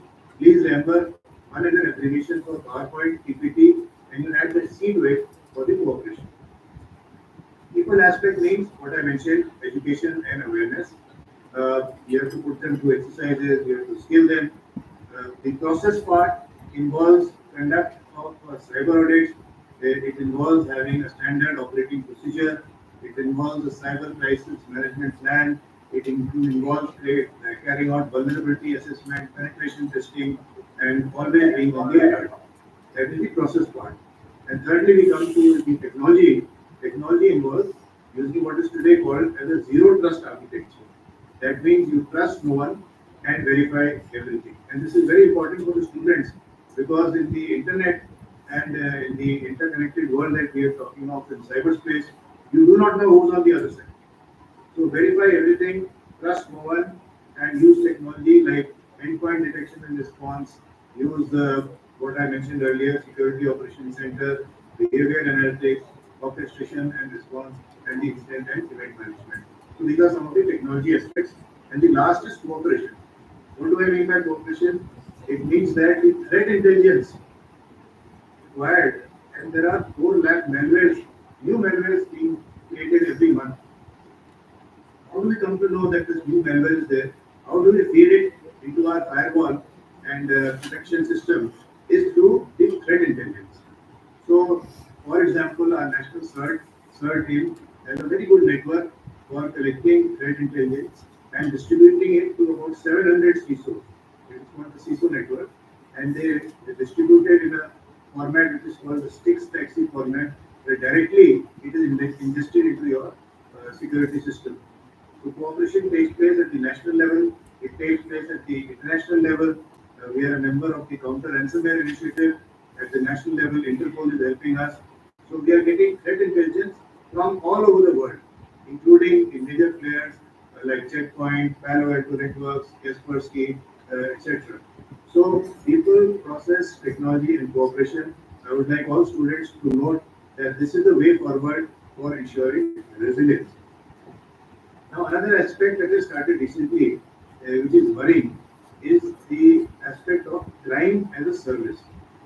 So, what used to happen earlier was that there were only a few hackers who knew the coding system, who were technical in nature, who could carry out these attacks. Now, today, for example, there's a group which is offering ransomware as a service. So that group is a combination of somebody who is an access broker. Access broker is someone who's already sitting in companies. He's already penetrated, he's sitting there, and they also know that from which company how much ransom you can take. Because he's read the insurance claims of those companies, he knows the cyber security insurance that he has taken. So he will tell you from this company you can take $100 million, from this company $50 million, etc. So there is an access broker, there is somebody who knows how to do the exploitation, how to do the encryption, somebody who knows the financial aspects, there's expert in Bitcoin, there's expert in exfiltration, and there's also mediator. I've been part of 2-3 ransomware attack negotiation, and suddenly you find a mediator pops up. Now you don't know which side he is on, either he's on the attacker side or on your side, but he said, ठीक है, 100 million नहीं देना तो 80 million दे दो Bitcoin में, something like that. So it's a proper enterprise that has started, and the problem is that earlier, while there used to be, comparatively fewer attacks, today you just go to this ransomware as a service operator, give away 10-15%, and now you find that anyone with an evil mind or a criminal mindset or a mafia group today is now going to these crimes as a service operator, and the number of cyber crime has suddenly exponentially increased. So that is one of the future aspects that is a challenge as to how to cater for crime as a service. The second major challenge that I would foresee is the sudden expansion of the connected world. Uh, you see what has happened with 5G, the IoT devices that we discussed, the Internet of Things devices, have got connected to the Internet. So far in the Internet, we had about 5 billion endpoints, but now from 5 billion, we have suddenly jumped to 25 billion. Because even in a normal home, you have a light, a fan, a bell, or something like that. An average American home has about 7 IoT devices. So now the number of connected devices has gone up exponentially. And the moment we say connected devices gone up, the threat surface has increased. Threat surface is increasing means now we can do so many more things. There have been cases of cars getting hijacked, of drones and planes getting affected. The last conference we had in the US, they actually put a satellite and they say hack satellite, that is a hackathon. So this is the second major threat, the use of IoT devices connected to the internet. The third, of course, that I mentioned is the use of quantum computers for breaking down the encryption. In fact, someone made a quote the other day that the moment these quantum computers come, the present digital computer will look like an abacus because they have the power to solve the equations almost 1,000 times, and already 1,000 qubit computers are being boosted on both the sides by China also and by IBM also. They are giving you a service. It is 400 qubit. Even academic institutions can utilize that online. course, is the aspect of the use of AI that I mentioned, both for the offensive part as well as for the defensive part. And the last challenge that I foresee is the aspect of the legal aspects. You see, what has happened is internationally, today there are no laws to prevent and protect cyberspace. In fact, you will be surprised to learn that it took the United Nations 20 years to come out with 11 non-binding norms for responsible behavior by states in cyberspace. 20 years.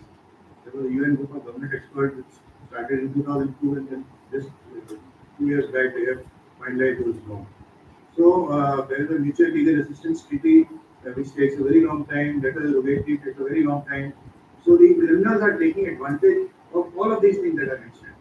That lack of attribution, lack of legal aspects, use of bitcoins, difficult to trace money, lack of attribution, and the fact that crime as a service is there. So the advantage today, and take it from me, is with the attacker and with the hacker. So this is the environment in which we are going to talk of Viksit Bharat. It is a very, very serious aspect of how to now tackle this. Suddenly I find ladies and some good have in front of me. So I hope I am audible there. Yes, sir. It doesn't matter. So with that, I was talking at the national level that we have started the education awareness for incident response. We have a national CERT, CERT IA, which does the incident response. For predictive assessment, we have a national cyber coordination center, which carries out the monitoring and predicts if an attack is going to take place by seeing the metadata, etc. And for cyber crime, under the Ministry of Home Affairs, we have an organization called the I4C, the Indian Cybercrime Coordination Center, which deals with all the states and the reporting of cybercrime, which, as you know, is also a very, very serious issue. Just now, I got a message from someone who lost 40 lakhs in a cyber fraud case. So I will request everyone, please do not click, do not use your code, etc., for receiving money. Do not fall for all these fraudsters tricks of KYC, etc. At least 15,000 people every day in our nation are losing money, and it will cause a great concern for all of us. So that is what is happening at the national level, and of course, we have to coordinate all that. My previous office, it is the office of the National Cyber Security Coordinator, where for more than 4.5 years I was there under the Prime Minister's office. So what have I done today? I'm just giving you a picture as to what are the generations of cyber attacks that we have seen from 1980s. We are presently in the sixth generation of cyber attacks. What is the nation doing about it? National level, and what are the major challenges in terms of use of AI, use of IoT, quantum computers, and the dark web, etc. And let me end by saying that this is a very, very serious issue, and I'm so happy that your college has taken up this issue as part of the digital Bharat, because you cannot have progress without tackling the cybersecurity aspects also. So thank you very much for giving me this opportunity. I wish all of you good health, success. Jai Hind. Thank you. Thank you. Clap करके करो. Am I audible, sir? Thank you, Paul sir, for excellent talk on the very important aspects of the cyber security. And after listening to your lecture, I'm very nervous uh, that the thefts are all around us in the form of say digital, and we are in the digital era nowadays. So we have to be we have to be very cautious about all those cyber frauds. And thank you, sir, for your wonderful talk and the initiative that Government of India is taking in this area, so that we could achieve the dream of our Honorable Prime Minister of Viksit Bharat 2047. Thank you very much, sir.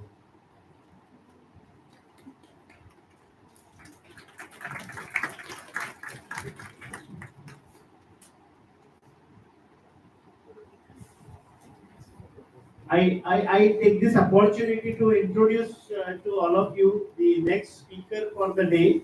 uh, Dr. Niranjan Prasad sir. Niranjan Prasad.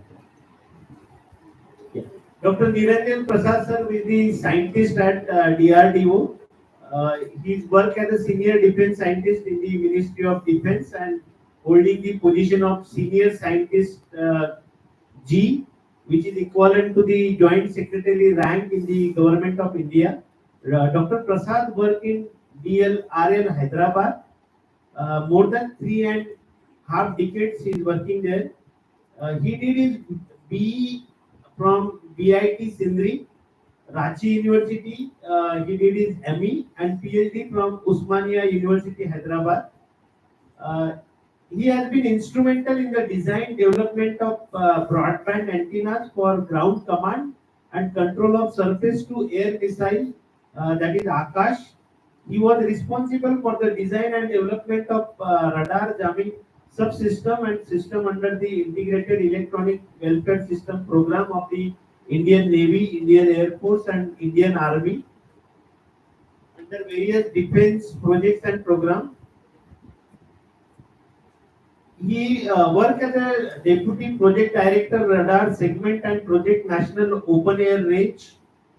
Presently, he is working in the artificial intelligence and machine learning based technologies for indigenous design and development of cognitive EW system for the first time in India as a part of futuristic EW technology development.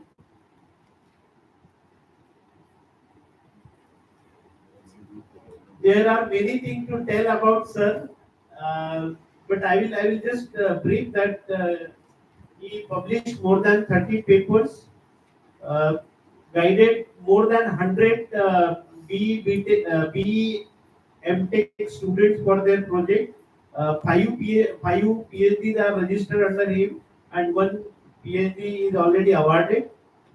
He is the recipient of Technology Group Awards for his significant contribution in the defense project in DRDO. He got felicitation and award for his active contribution in the engineering and technologies by Institution of Engineers India, along with the International Foundation and from various universities and engineering colleges in India. With this brief introduction, I request Niranjan sir to deliver his talk. Over to you, Good sir. afternoon. Am I audible? Yes, sir, you are audible.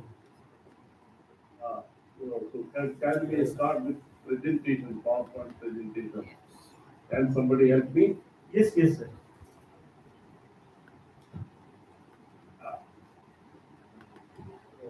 Good afternoon, everybody.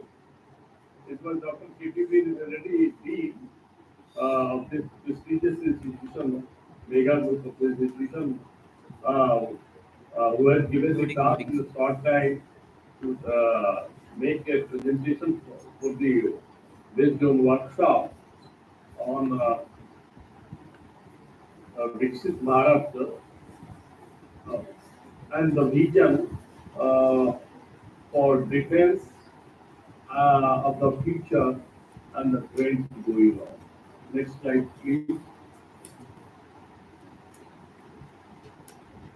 If we see from the past history, let us say 500 years if we convert, then there used to be the kind of preparedness for the defense in a very, very old kind of legacy system, the armored warriors mostly, and then slowly now this instrumentation driven, weaponry system driven, and as we are entering into the 21st century, next slide please, we will have not the conventional war, but it will be a war driven through the command and control.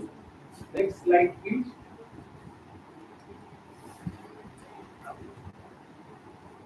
What we are going to see in the coming era,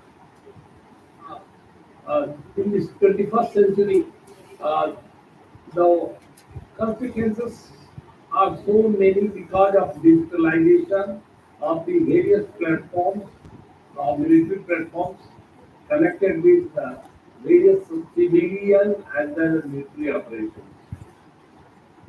We can see the kind of cyber security breaches that even affecting the US operations in various international places. Internet is used by roughly 2 billions of people, and world population, 50% of world population live in the cities. Globalization is on the rise. Over 550 million people relocated across border. Annually, over 6 billion people fly daily. If you see the demographic situation of India and China taken together, it accounts to 35% of the population of the world. And economy-wise, if you see US and EU, 60% of the economy is held by these two group of nations. So what is happening this economy as we see the transformation taking place through technological, through the business, through the industrialization, as we are entering into the era of the industry 4.0 and beyond, the things are going to change because next slide. We see the whole world becoming a global village because we are connected to various levels uh, for all purpose of our economy integrating technology with the society. It means that we solve our conflicts differently. Have we become more peaceful? Do we fight differently? Are we witnessing changing conflicts in changing world? Has information warfare gained a special role in this conflict, or has it become a way of fighting a conflict in its own right? These are some of the concerns coming up rapidly as we are seeing a different scenario for our preparedness for the armed forces in defense. Next slide.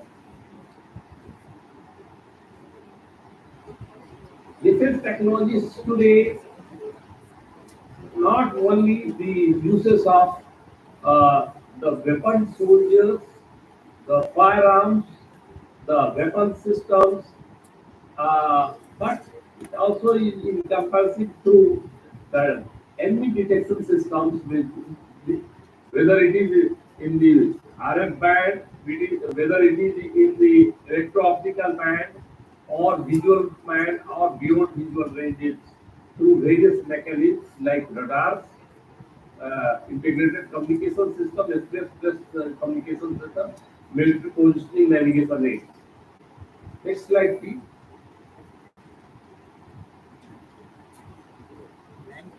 Next.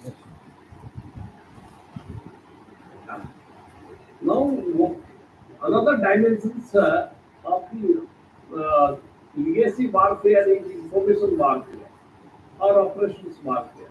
So, these informations, operations, and warfare involved with this can have five main dimensions.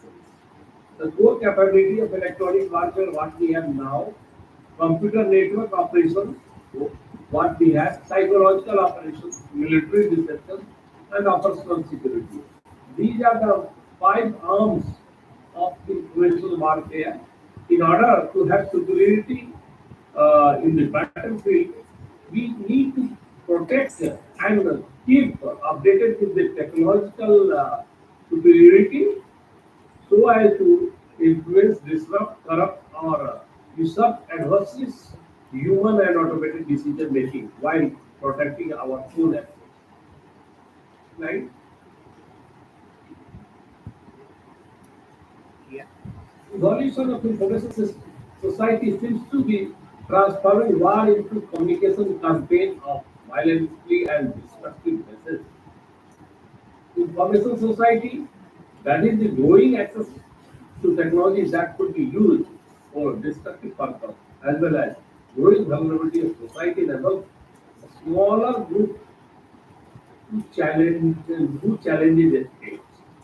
We are seeing the kind of uh, insurgencies by terrorist activities, small in number, they are very vulnerable to a smaller and even bigger nations. The 9th September, America attack. It was only by group of few people, but whole world order was kept at a very alarm level. So we have to see the war and our defense propositions, how we can visualize for the future. Next slide. Defense system, a personal point of view, have to be systems should be controlled, supervised, automated, and autonomous. These are the future technologies with the products that we use for war should have. These are bits of that. Next slide. It is automated. A system functions is an independent matter and does not require the intervention of human operation for activation, direction, manipulation, law, or any other purpose. Once we see my rifle is automatic, it means I need not do anything. Only thing we have to target in that direction and leave it. Automated mode, it will have its own function, whatever is required, intended to be done. So, in this category, fire and forget, we have missile systems, we have various other communication and network communications, as well as radar, electronic warfare, radar, jammers. So, automation in the future is going to happen with all military platforms. Once we say autonomous or cognitive, so it has another scenario driven system, a dynamic scenario with that automated weapon can adapt its functionality, it can change its functionality. Suppose some radar is just having some kind of a scanning of the target, maybe aircraft. If the aircraft has certain vulnerability with respect to its friendly or foe, identification of that dynamically, this autonomous system equipped with the missile will home on it, lock on it, and track it and trigger it to just realize the aircraft, maybe the enemy aircraft. This comes under the world of artificial intelligence. AI has to be used. AI has to be used in military in a very, very deep sense, using the machine learning or deep machine learning techniques for learning, adaptation to become cognitive in functional. This is going to be in the future. Next. The system should be controlled. If you say controlled, so it requires activation, direction, and manipulation by a person who is in the loop, man in the loop. But he physically may not be on the platform, but he can control all the operations. Suppose it is a unmanned aerial vehicle, the operations of that like drones being controlled. That way we can control every functionality of it, including getting imaging of the scenario, that then targeting to a particular people, a group of people, if they are found and uh, uh, decision is made that they are the carrier. So this is one control. Supervised essentially an automated weapon or that has some degree of self-function, but this function is permanently supervised by human. That we have right now. Operator supervised does not initiate every function, but may at any time block or take over the automated. So that is for man in the loop. Next slide. I will just touching upon defense technology of the future. for Viksit Bharat. Next, so it is something like a space-based network. For future battlefield uh, search, track, functionality, the future battlefield will be without human being on the platform, whether it is a aircraft or UAV, but it will also connect radar, sonar, space satellites, unmanned aerial vehicles, and all things will be integrated with the space network through satellites link. Next slide. Military robots are also playing a significant role. In DRDO, we have a lab which works particularly in the area of artificial intelligence and creating this kind of robots, maybe a snack or maybe a spider, or a, one hope fly. They are not the real biological entities, but they will do intended operations when they are allowed to operate autonomously. Next slide.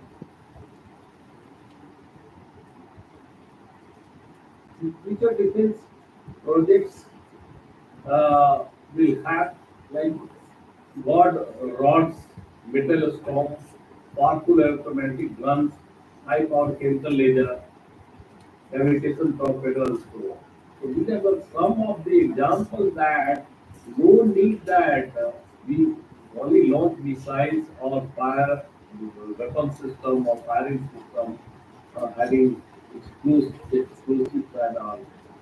We have a different kind of metal storm means if there is a fight between the adversary on the actual battlefield, earlier we have seen in Mahabharata, if Arjuna is launching one arrow, hundreds of thousands of arrows are uh, just moving on to the enemy side and killing everybody.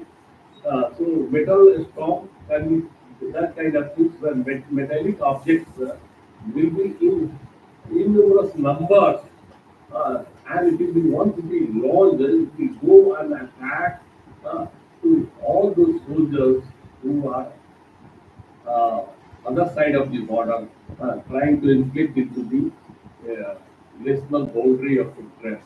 Next,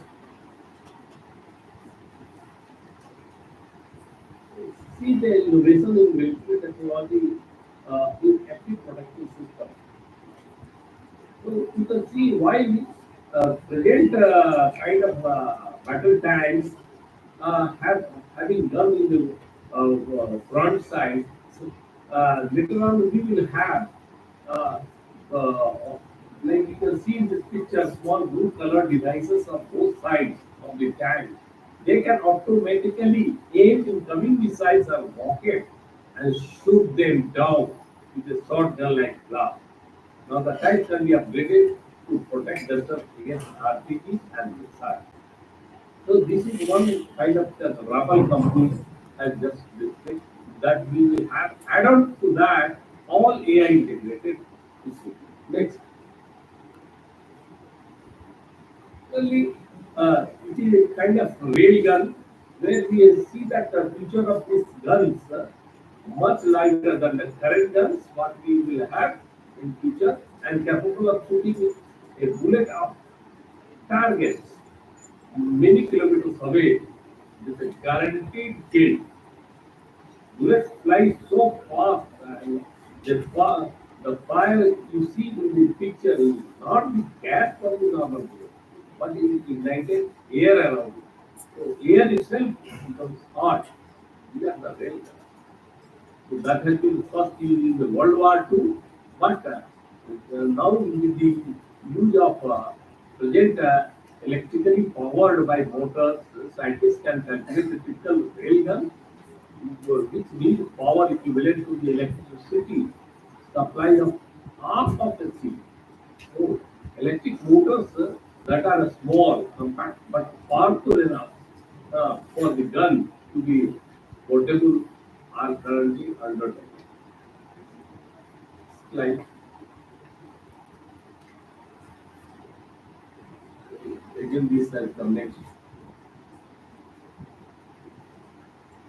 So it is bumper already applied by United States on bomber B2 aircraft is hardly detectable by any radar in any frequency band. It can fly up to 11,000 kilometers into any country, and without detection, it can do the designated bombing. I think these facilities on any target they can also exploit and use, but these are generally prevented from using the nukes. But situation as the situation arises, uh, uh, the US Air Force can deploy them and have something like 80 bombs on its board. All are equipped with bombing missiles, and that is very lethal, very powerful. Next slide. We can see number of unmanned aircraft, like form of aircraft, all these missiles and various other equipment also be part of the futuristic defense requirements. Next. uh, shoulder mounted is a closer PLC. This technology will have kind of javelin up to warheads that it will penetrate tanks with two layers of armor, and it is a definite defeat to the adversary uh, on very precision. Next. Military technology again good for changing for some kind of use of FAT and special forces during situation like hostage rescue. They use the kind of gun for causing the hostile forces against anti-tank rockets, grenade launchers, and future weapons mounted on the rifle package. This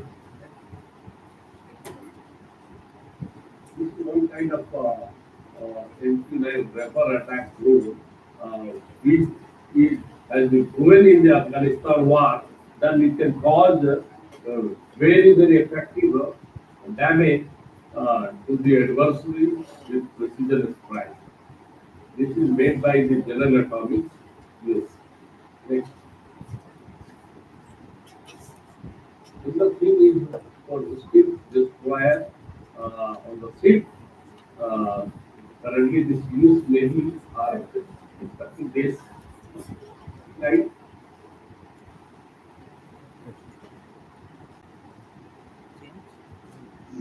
Can you go to next slide, please? Uh, in the future, the armored fighters will have all those equipment.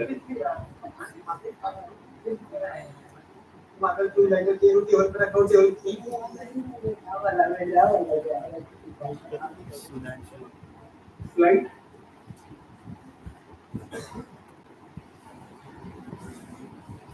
Go to next slide.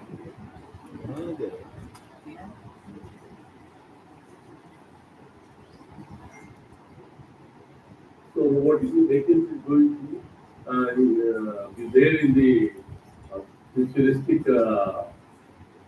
one of prototype launched by US Army, and still they are conducting research and development in this area, and it has not come. So India is also doing lot of work in this area. Next. So lasers is another kind of lethal, destructive kind of countermeasure which can destroy the platform, maybe electronic sensor-based platforms like radar and communication networks and so many other equipment which have electronics because it burns out when the metal it can create a hole of depending upon the power of the laser beams targeted towards the target. So ultimately, it is a human uh, brain that is mapped through the artificial intelligence, and this all equipment will work and connect itself to that. Next, this is another example how a helicopter can prevent itself and can destroy the targeted ship and prevent itself by camouflaging by launching the chaff affairs and then they can come out. This is also part of our countermeasure systems of reality. Next. So another all armored soldiers, we have been kind of equipment with them to have a detection at long ranges and also taking proper initiative and actions so as to protect this border. Next.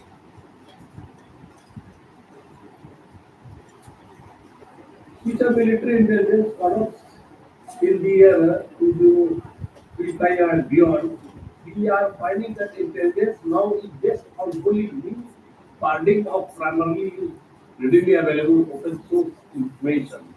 But it will not limit to that. Now, if the highly classified sources today for operational intelligence data primarily deals with the order of matter, infrastructure, and potential related technology has integrated itself into the daily lives of human across the globe. It is influencing new generations, shaping the culture of civilization, and even dictating how nations wage war. Like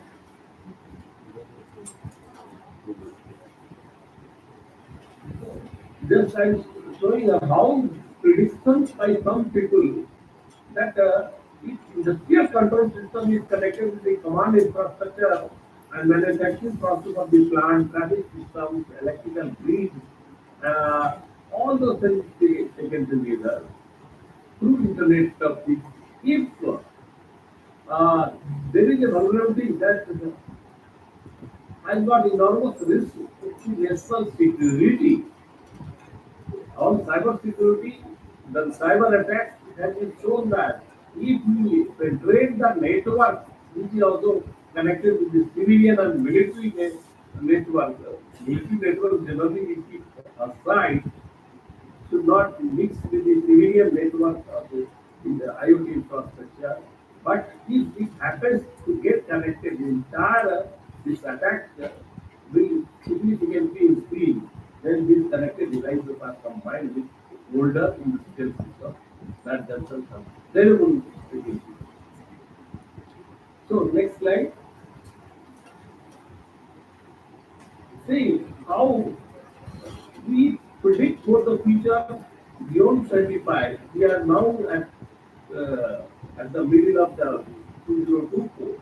So another up to 2047 is 2050. This is how lively neuromorphic technology, IoT and COT are going to take. Neuromorphic technology starts with this present era where this will affect the human in there is a neural system of the human. So IoT and COP, as I told, it is going to have a game changer in providing every column with the COP within seconds. Small sats, IPs, and laser and other communications are also game changer in getting multi-domain, that is space, air, land, sea, and subsurface integrated survival, redundant and gracefully great system.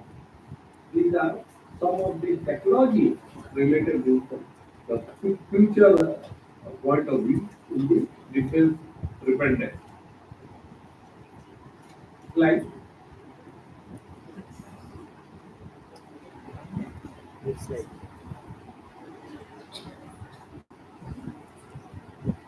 technology that have integrated itself into the daily lives of human across the globe. Uh, it is influencing the new generation, setting the culture of civilization.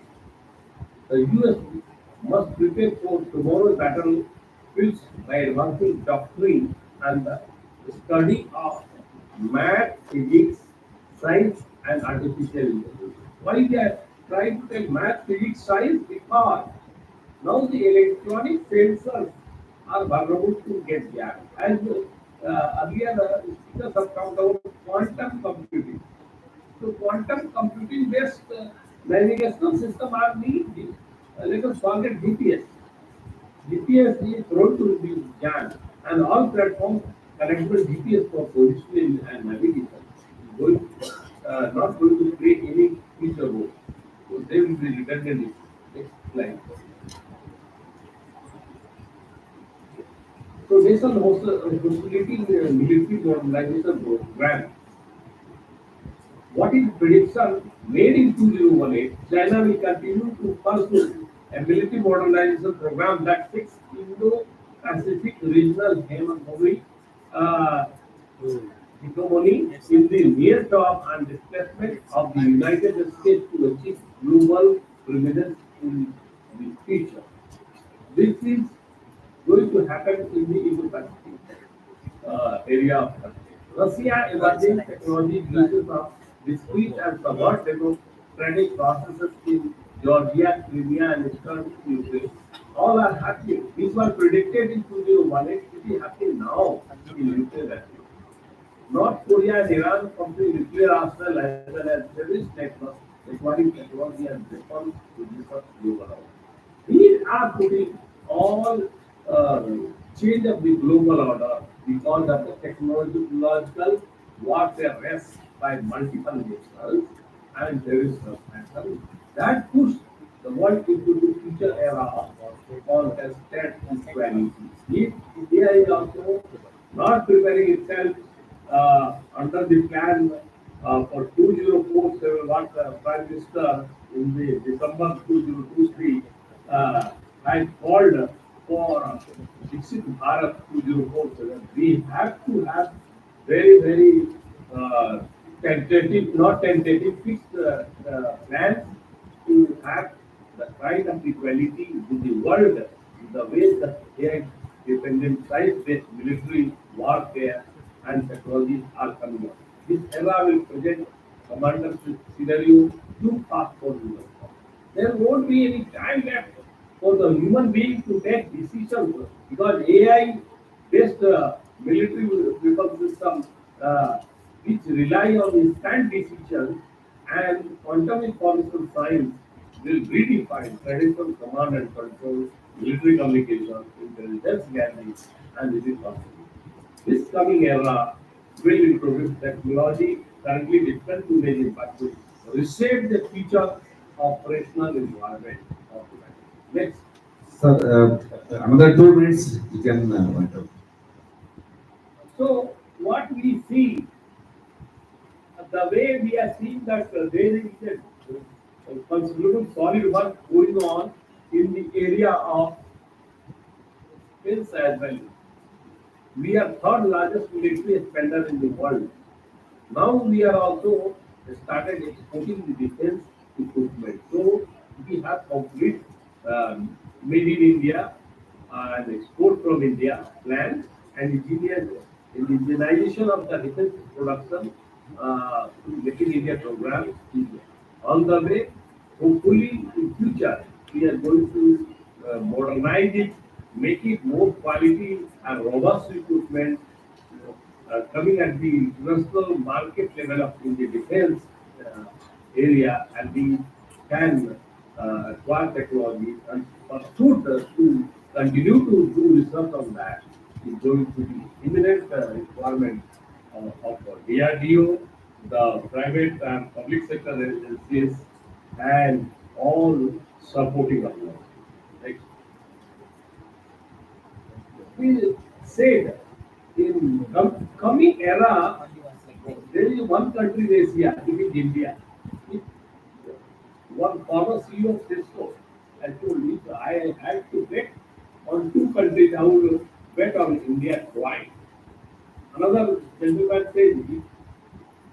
not just India decade, it is India's century. So we don't let us limit up to 2047. We have to go beyond that. It is our century, and we have to strive to work hard. See that our young generation, students, children who are at this stage now, 65% of our population are below the age of 35 years, and that we have to do that. Thank you very much.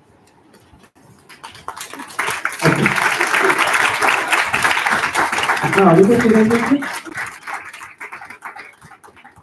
Hello, am I audible? And there, Yeah.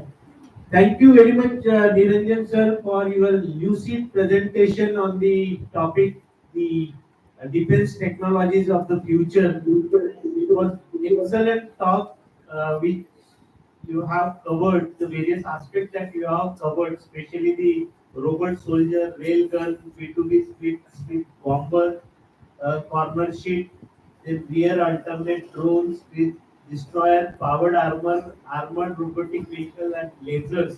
So it was really a treat to watch your slides and listen to you, sir. Thank you very much, sir, for being with us. Thank you, sir.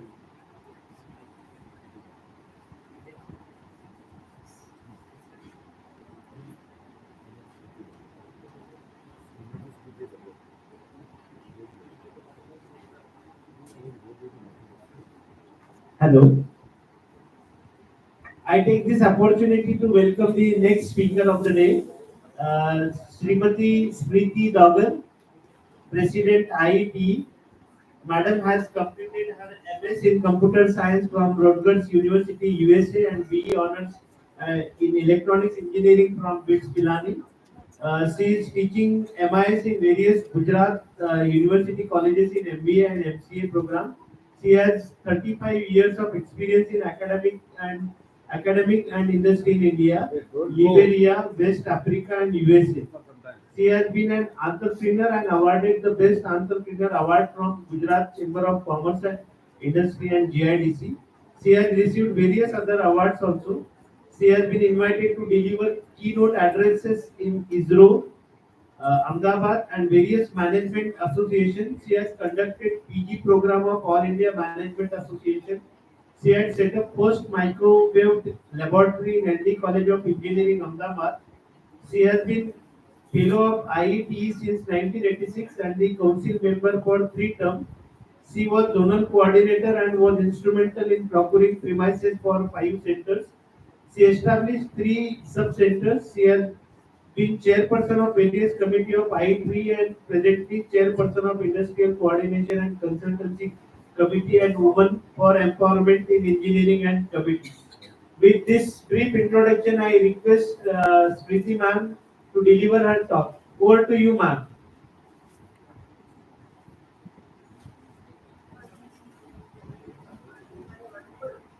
Yes, ma'am, you are audible.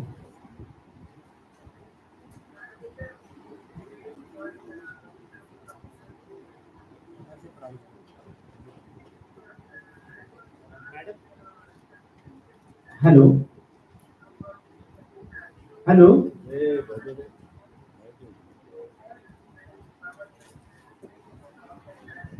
Ma'am, please increase the volume of your system.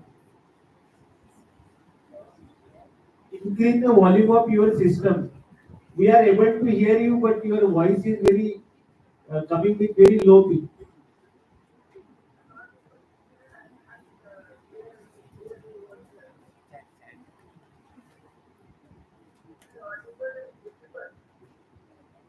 Now it's okay, ma'am. Please go ahead. Please go ahead.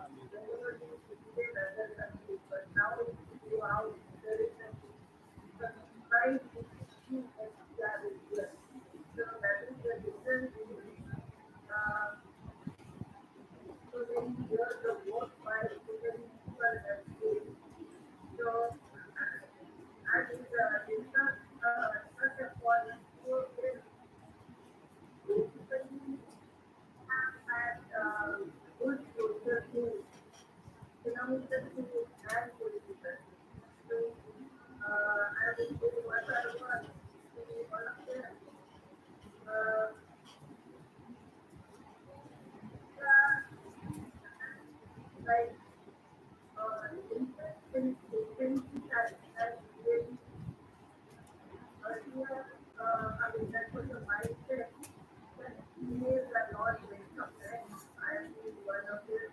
I would sort of out to them, but in my family, our sisters and people never compare with any of the boys. So never had that sort of feeling that we are less than anyone.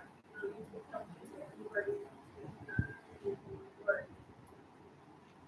Gender ratio also has improved now, and women's mortality rate has decreased.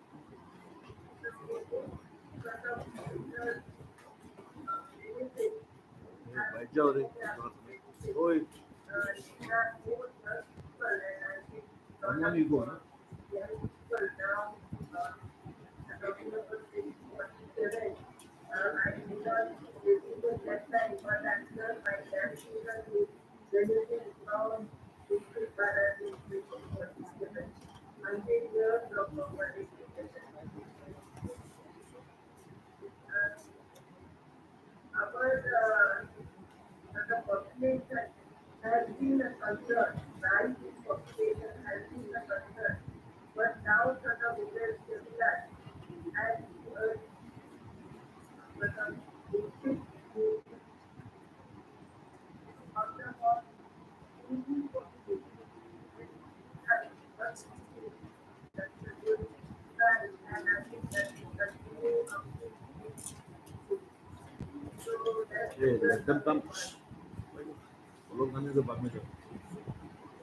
नहीं ये क्या करते हैं? That population has declined and ours is declined by end of now in total we have had sort of old youth have contributed lot our improvement on digitalization.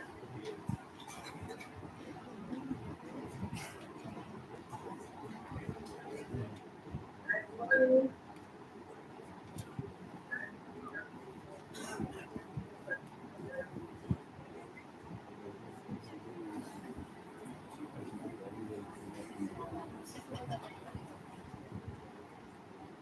social appearance have sort of there is a UN report that says that poverty in India is transmission. And one of the reason is our Aadhaar card. That has been appreciated by the whole world. And that has given direct benefit transfer transfer person from working staff of the legal person. So many legal persons have implemented and direct benefit and earlier the benefits of given by government are 5% direct that the person is and now here and supply side reform and lower corporate taxes and introduction of standardized rates and also health certification of schools. Uh, Turnaround time for Indian manufacturing industry has reduced because travel time also reduces better infrastructure creation. So taxpayer money has been utilized properly that in terms of infrastructure, basic infrastructure. So road network has increased, rail network also has increased, travel has increased. So lot of benefits that has been passed. Government has got increased revenue and which they have transferred to deliver better roads and transportation, etc.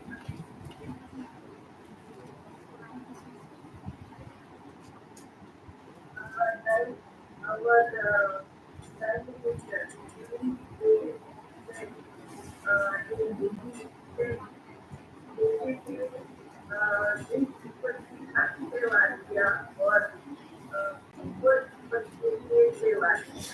So there has been improvement for sort of care of tax seva by creating more hospitals.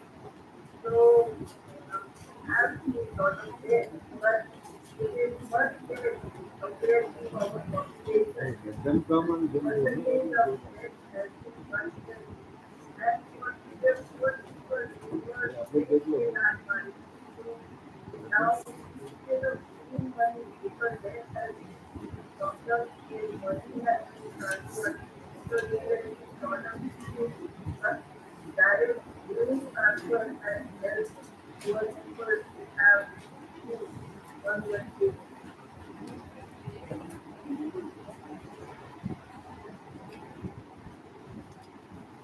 India did not have large education base. India for problems in many countries. Instead, there were huge inflation after the COVID. I remember one of my friends mentioned when in US earlier, those are called $5. Now they are costing $30. So you can imagine multiple ways of which is not made enough time. Another community has been done in 2018. Money, retirement fund has been created and that was allowed by the government. So central bank mandate for the full event. And RBI governor will be responsible for supporting inflation. From the data it shows that in India, 5% is invested in 6% is in gold, 60% in property, and the rest is in insurance, FD, and others. Gold investment is have always it doesn't generate, but because of the rise in the price of gold, people always think that it is the same business. But so that's why earlier, I remember the government didn't have much of it, gold reserve, but the people of India had lot of gold. Our current account also has written that India is doing well against all other countries except dollars. Because many things are now done to that and our using. Yes. And young population needs skills, and that is the requirement of the time now. So the first of all, we need to work in agriculture, and universities of young generation.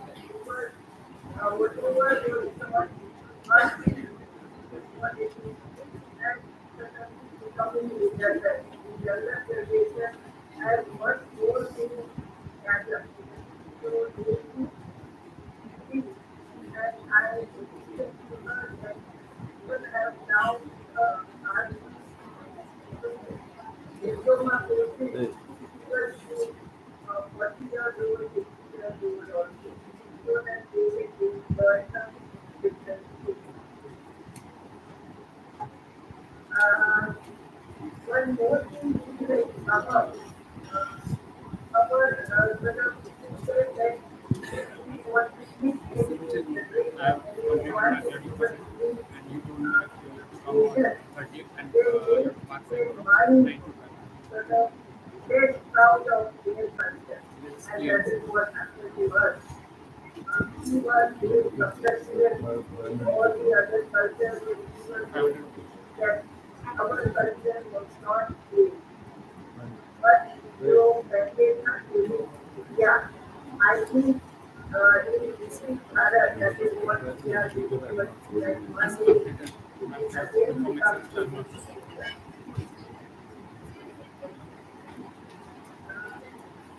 one of just like we have faith and we martial arts, but many people they never think it all possible. But there is a science behind, and our people they have that they had a lot of research. They see some of the things that is out of this world. But now if you go back again, there was a science that was much beyond our understanding even now. Some of these things what we can do earlier like because Bharat and all, there was a talk of the market. So that is what we decided now. So they will say, because the master is something just picture and nothing concrete.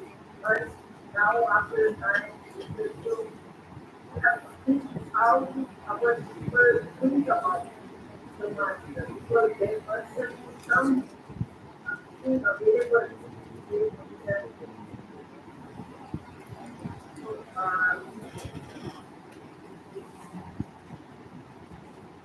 of Indian science and health, and we have like one of the organizations, ISRO, has done wonderful work. And I'm proud to say that there was many babies also in Chennai. Landed for the first time on the South here. It was not done here.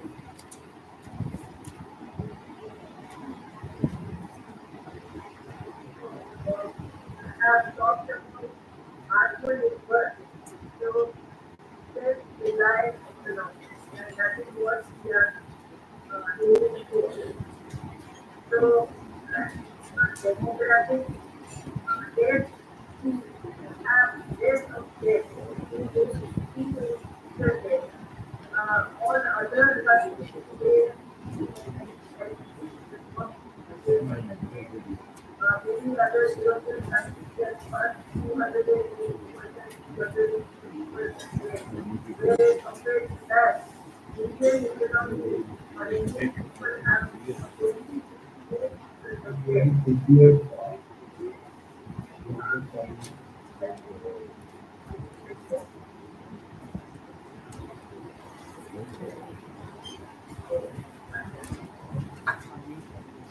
uh, decarbonization, energy consumption.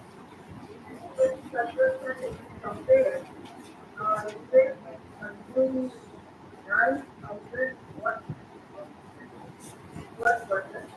Where compared to that, India, Indian people are using 100 watt per person. This is what yes. So, in here, they have picked up a big mention and stop because in India, we are trying to legally. So, we have got to learn and also education and we are trying to gather all these natural resources.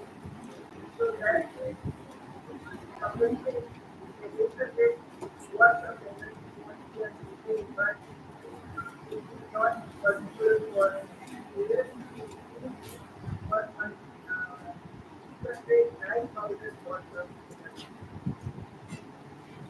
So, have things like a lot of there are educated stuff discussion about sugar allergy, storage, dyslexia,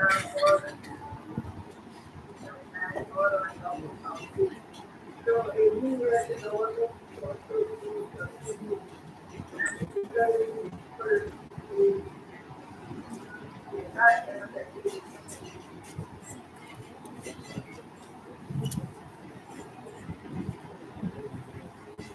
Madam, you can conclude.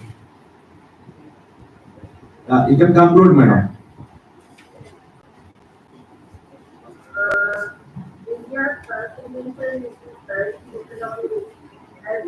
multifaceted journey driven by all various factors, and some of these factors have been already discussed by leaders. One is of course visualization. So economic reforms were done. India has introduced economic liberalization and reforms in 1991. This economic state control economic towards the more market-oriented India. Leaders started privatization of state-owned enterprises and boosting of the economy and business. I already discussed about demographic division, that is one of the major parts. Then another is of course information technology and services. Previous speaker have mentioned about services and how services sector is increased from 50% to 80%. It increased early significantly. So, actually, India is better when we thousand per year licensing. When there was a problem of 2002 and all the programs had been changed. So that time our training teachers came in very happy and gave in training on the information technology and services. We started using services software development and developing semiconductors that in India, India is behind, but now there are four job manufacturers are going to establish fabs in semiconductor, and semiconductor is now start using all parts of life. So maybe India is helping us vital.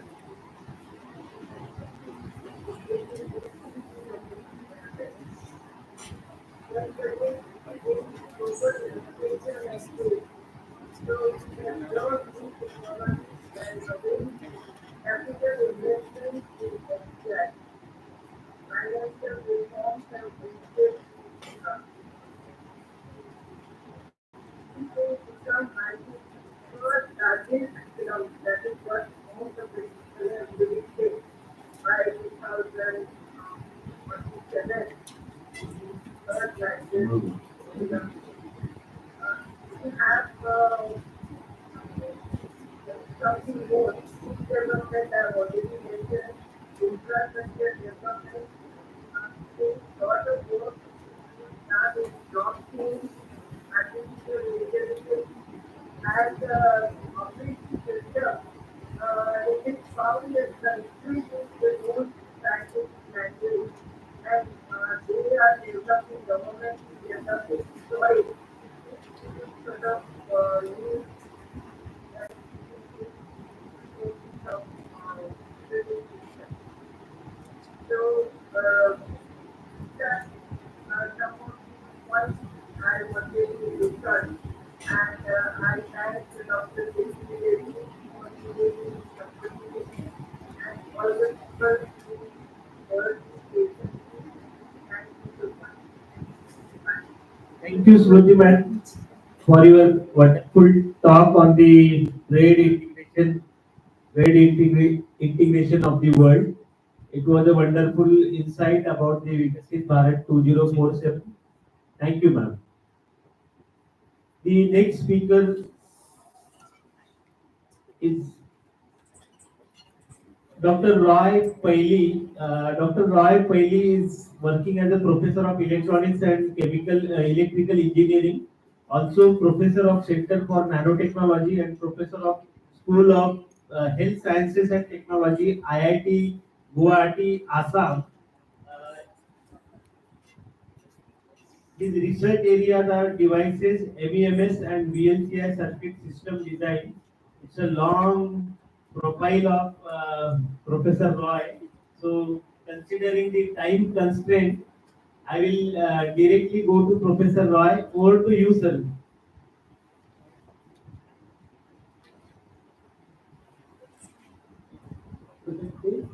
Can you share the screen? Am I audible? Yes, sir, you are good.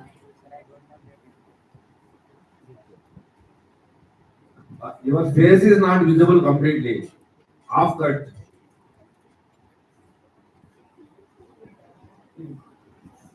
Screen, you may be little away from the screen.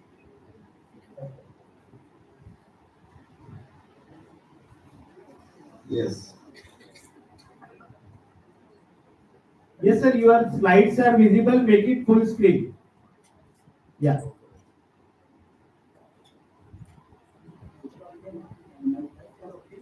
Yes.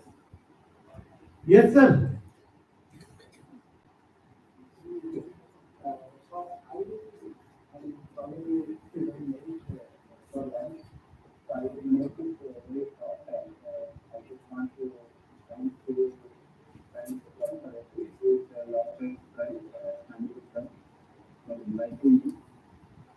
The context in which such workshops are happening, India is gearing up for especially chip manufacturing.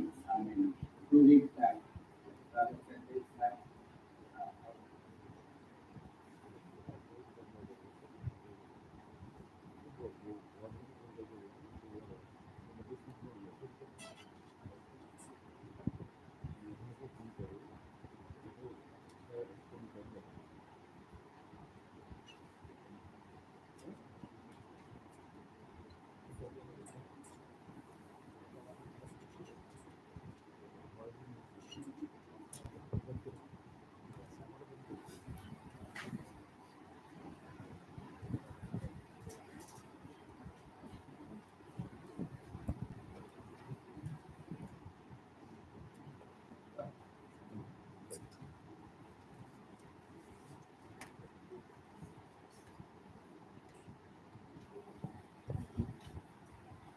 You are not audible.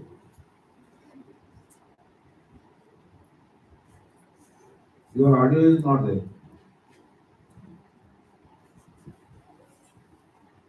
Hello. Okay. Now So better. probably I will speak directly without a microphone. Is it okay? This is the best. Very good. Thank you. So, people can go to business while going also they can work. That was the idea. And the sizes are reduced and you can pack more and more things, books, songs, pictures, and etc. Not only the business matter. Consumer electronics growth is something like $1,000 billion, right? COVID era also brought new changes like communications and disease science and things like that. I mean, we are actually connected virtually right now. So that is partially because of the COVID and the pandemic. There are many hardcore level technological changes also are happening in the sense people move to multi-core architecture when it comes to processor design. That was a mandate, otherwise the power levels were going very high. And neuromorphic computing, I mean, earlier speakers also mentioned about that. Uh, can we do something 100% in parallel? Can we do something like our human brain? So these were the questions asked. And 2 years back in the Google keynote at the I demonstrated that. See, for example, I can remember my friend even after 30 years writing his text. That is the capacity humans have. But sometimes we make errors. Human error rate is about 5%. Out of 100 people, 95 people you will be able to replace. But with this AIML, image recognition, they are able to do much better than human error rate. That is what the person's status is. So the semiconductor industry is vast, as you know, power electronics, consumer electronics, tech industry, e-commerce. I mean, interestingly, this symposium, this workshop, you covered multiple various aspects like the trade, the military, and the security. I mean, multiple aspects were covered. Pharma, I was happy to see the variety of topics covered, and something like we are in the something like 1.15 trillion semiconductor units are shipping every year. That is the kind of business we are in. If you take a history of how many transistors fabricated, you can see that 13 sextillion MOSFETs have been fabricated from 1960 to 2018. That's a very huge number. Here is an area where we can be very sure and consistent because for the last 40 plus years, 50 years, there is a consistency in the scaling. And if you look at the IC export by country, unfortunately, our country is not there right now, but we hope to be soon. Taiwan is leading in this. China is also leading as far as the discrete semiconductor export is concerned. And these are the top leaders. All of them have design houses in India, but right now we are initiating the fab also. So this is a law which governs everything. If you look at the 100 plus years, uh, the size of the transistor is reduced. No? It is reduced by 1 million times. See, no other area, for example, you can take agriculture or you can take the car manufacturing. No other area such a 1 million times change has happened. For example, as far as the productivity of agriculture crops are concerned, we don't see a 1 million times change. Or as far as the fuel efficiency of cars are concerned, we don't see a 1 million time change in the past. But this is one area where you are able to experience tremendous reduction of devices and so on. Basic idea is once you reduce the transistor sizes, the undergraduate students will be knowing, the physics students, electronics students will be knowing about the capacitance reducers and it is easier to switch or to become faster. And once the number of devices, device area is smaller, you can pack to more and more devices. Core of this entire thing is transistor price is reducing. That is the main thing. I mean, performance is increasing. That is good. But we can give even with the existing performance. But what drive industries are because the cost per transistor is reducing. I mean, maybe you can buy a processor now. The transistor cost will be for 10,000 transistors. You are paying only 1 paisa. That is the kind of. So, in order to understand the larger scope of semiconductor industry, there is something called international roadmap for devices and systems. Here, universities are there, companies are involved. Policy making people from every country, technology people are involved. So they divide this into multiple sectors like data center, I mean supercomputer, quantum computing, cryo, electronics, etc. will come under this. High-speed network, 5G, 6G, beyond that. Then there is something called IoT, edge computing unit. Then semiconductor technologies like that. Then there are the system applications.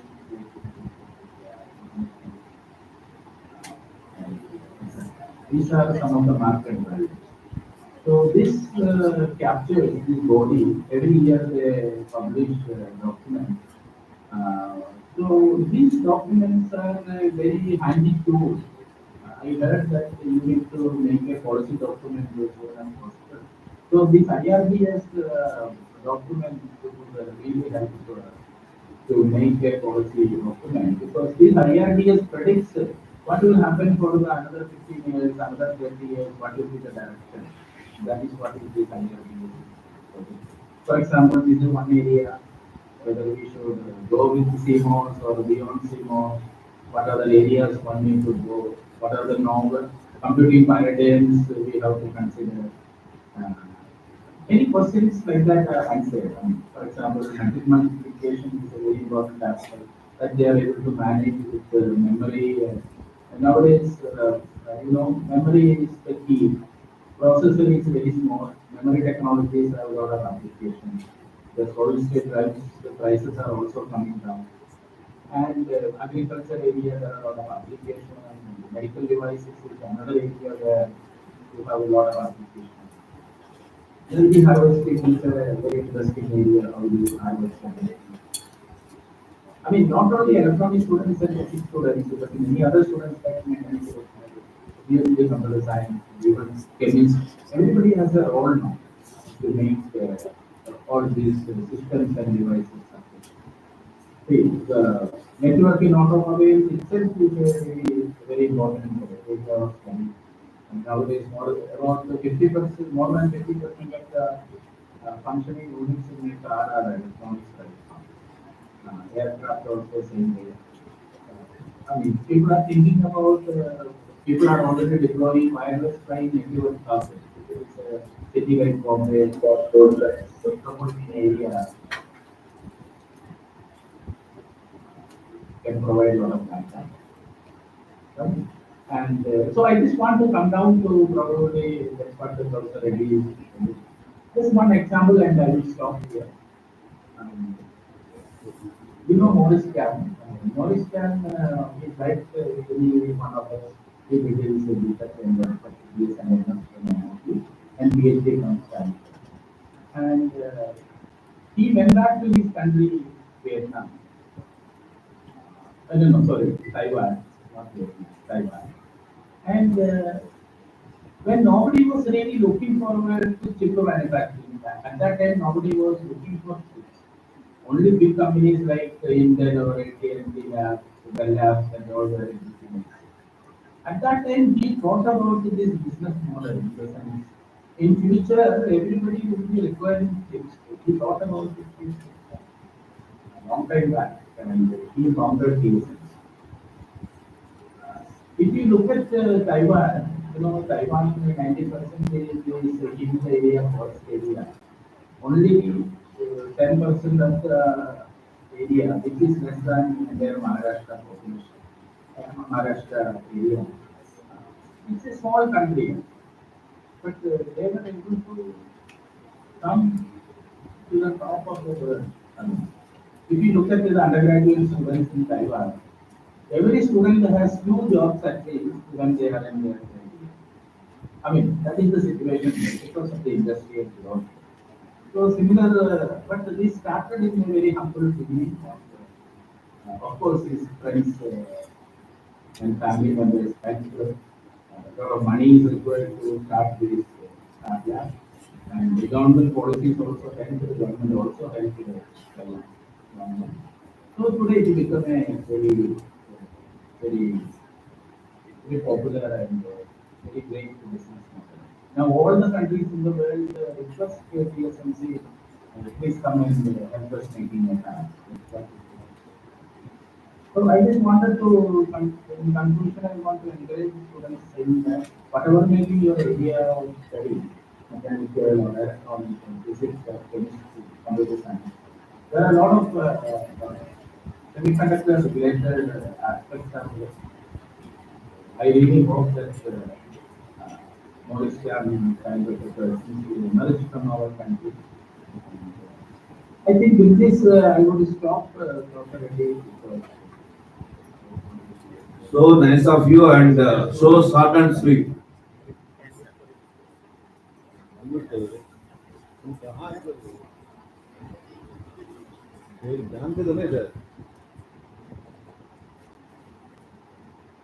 So nice of you, seeing you after 30 years.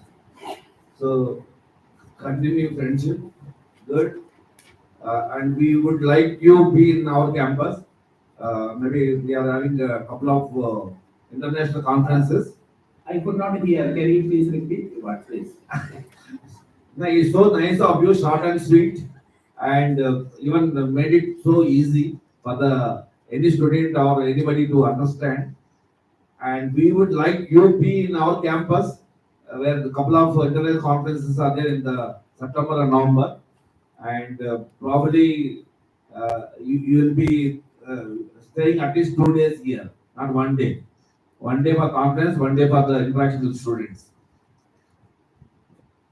Thank you so much. Thank you so much. The last speaker. Thank you, sir. The last speaker for today is Mr. Manish Kumar. Mr. Manish Kumar is a seasoned computer science engineer and distinguished alumnus of Stanford SIP at IIM Bangalore. With over 30 years of experience, Manish has made significant contribution to education, having employed over millions of students with technology skills through his company, Roman Technology Private Limited. With this brief introduction, I request Manish sir to deliver his talk. Over to you, Manish. Good afternoon to all of you. Can you allow me to share my screen as I have a PPT and I would like to understand some of it. You can share, sir. Very good. Okay.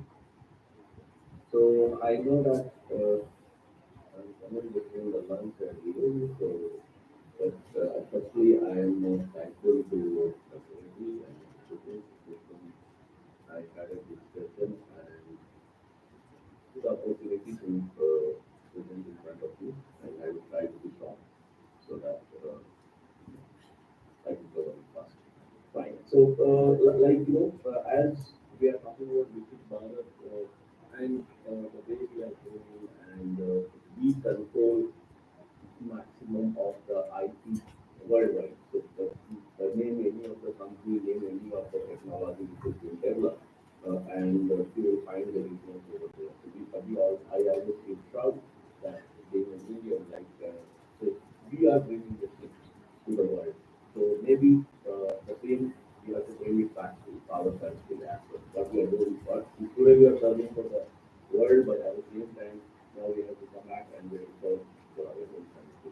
So just a brief introduction. I'm the founder CEO of Human Technology, and we are basically into training and IT services, and we are the partner with all the big large IT giants like Microsoft, IBM, and so that this is just I'm talking about we know what exactly how candidate work is changing and what is next. So it itself is like what exactly is how exactly the growth is happening and what are the changes which is going to be there and how you will be able to adapt to it. So some of the challenges which are very common automation threatens 800 million jobs. AI is going to outperform many of the activities in the next 10 years.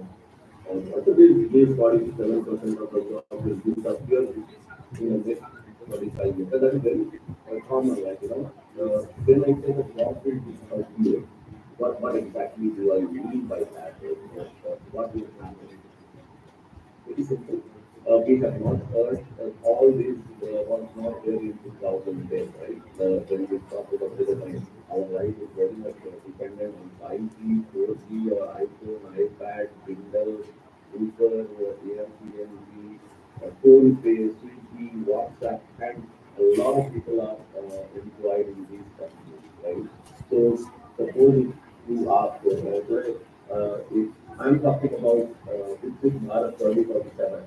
So obviously, if I talk about 14 years back, we are in 2024, and 2010 if I was born and talk about 2024, in that case, all these words, whatever is mentioned here, none of the words will have come to my mind.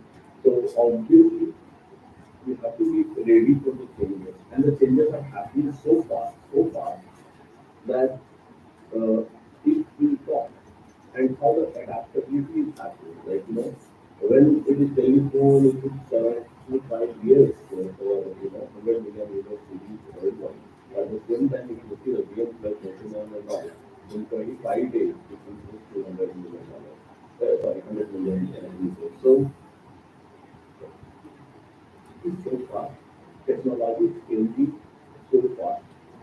So 2047 is a big, in fact, we have to start 2047 to be the reason that India is going to be the world leader in technology. And I can see, at least I can see the way we are moving, the way like the government is supporting in the new the futuristic technology that is coming in now. In this speaker was talking about the application. I think manufacturing and all. And recently, three of the unit is announced where we will be able to fabricate our own chips. So that is going to be really for the security purpose as well as for our consumption purpose. It's going to be really helpful. But my topic would be in fact I really enjoyed talks from our previous speakers where they have enlightened about a lot of things, the technology and all that. And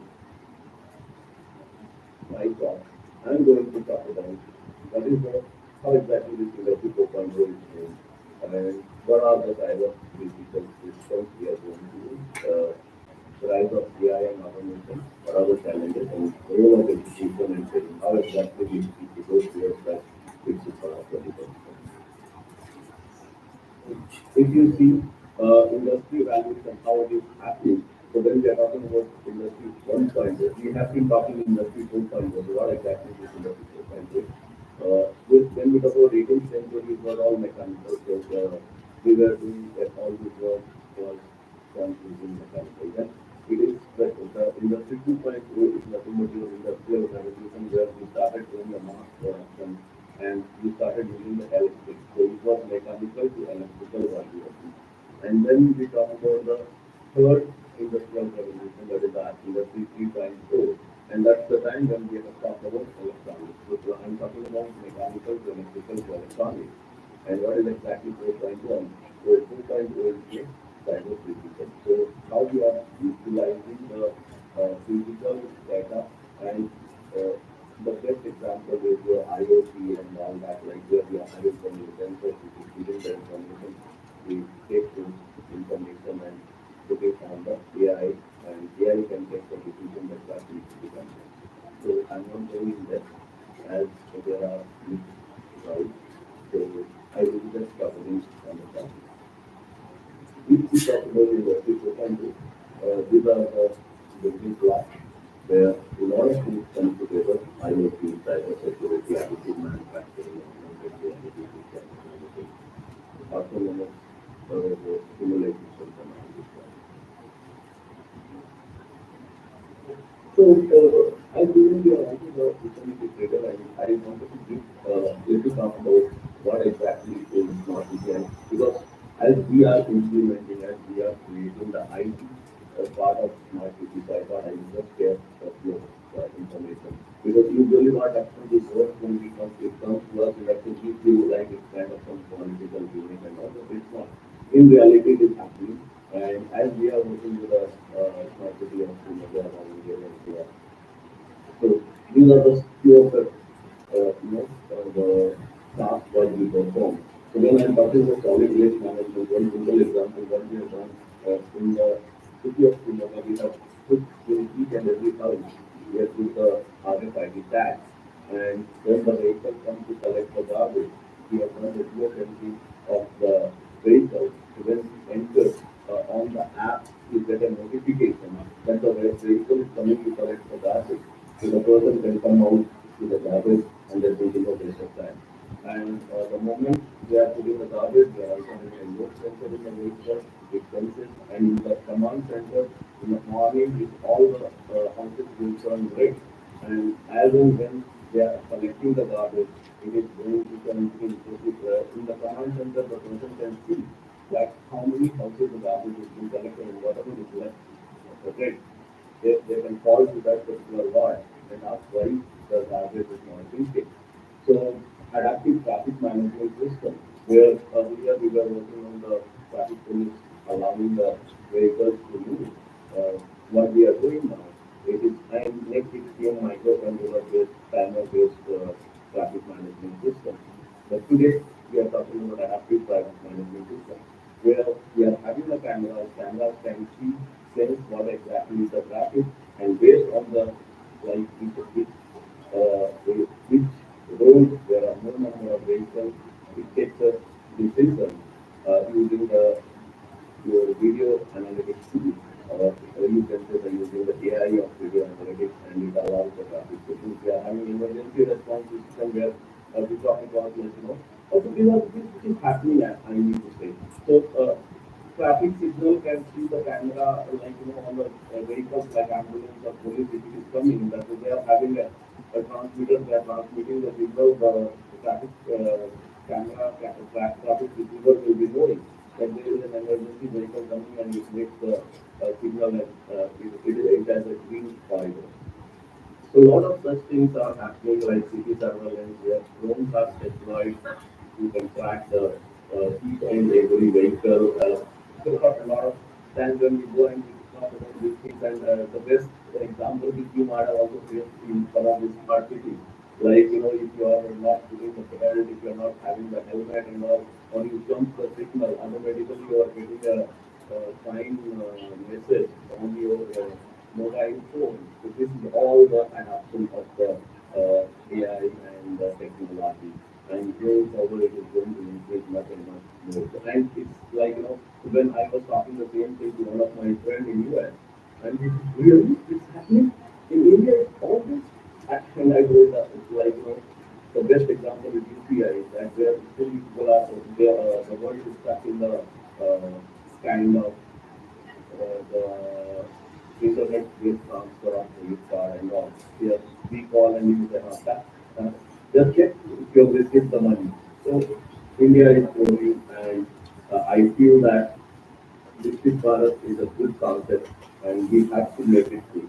Few of the things, how exactly it is going to change the world. So AI and automation. When we talk about AI and automation, today I want to type some of the blocks. I go to a website called German.ai, and I just put what exactly is my company, what it does, and it keeps creating the block and pushing it on my website. I don't need the copywriter. I don't need a technical person. You talk about Olympia.chat, and it can give you the business strategy, online marketing, content generation, legal advice. So this few of that which I have just entered here, I want to create a presentation, go to Dharma.app and study. Digital human platform is one of the good one, like if you don't want that monotone only the chat is happening, you wanted some kind of person to be there. You can try with digital humans.com. So there are many such things are coming. In fact, there is a concept of virtual office itself. Like I can create a virtual people, and they are going to take care of the calls. They are going to act as a chat bot. They are going to give the suggestions. So a lot of things are going to change the world. So what exactly the challenges are? Infrastructure readiness will be there, cyber security, and as like our previous speakers talked that when we are going to the IT, and the biggest challenge will be the cyber security. So and data privacy, digital skills gap is going to be a big challenge tomorrow. Change in job roles. You must be ready. Always I hear that inside AI is going to affect the job. So 20 years back, it was the same bank employees, and now they're saying like, as the computers have come, our job will suffer. But will that happen? No. It has really increased the opportunities in the financial sector. So earlier they were making all the entries on the books, now they are having the computer. So the only difference, either you are with the knowledge of AI or a person without the knowledge of AI. So a person with the knowledge of AI will never have the capacity of the job. But if you don't adopt it, in that it might be you will be having a challenge. So now two more slides. Education, how exactly the things are changing in the country. So obviously new education policy is being brought, and a lot is going to change, because now we are talking about how we can combine the education and the skills. Because today the job market is suffering, and we find many of the times like the candidates come out of the college, they are not employable, or the industry is not getting the right manpower. So there's a gap between in the the requirement of the industry and the person who are available. But with the NEP, where they are talking about vocational skills and the regular education can be combined, and the syllabus is getting into price-based credit system where four subjects you are doing from the university and the electives you can go ahead and you can do it from some of or the other institution and that particular credit can take it here. So probably I wanted to talk more in detail on this, but as because of a lot of time, you can go to the website like abc.gov.in. So now the government of India has come out with academic bank of credit, where they say that from one institution I'm taking the credit and I can transfer it to the other institution. So that way, like the it is completely liberalism of the education. So you can do you can earn the skills what you need. A lot of training initiatives which has been taken by NSCC and Ministry of Skill Development. So which allows you to learn the things on your own, and that is like a stronger training. So probably you can also check on the NSCC portal or Ministry of Skill Development portal.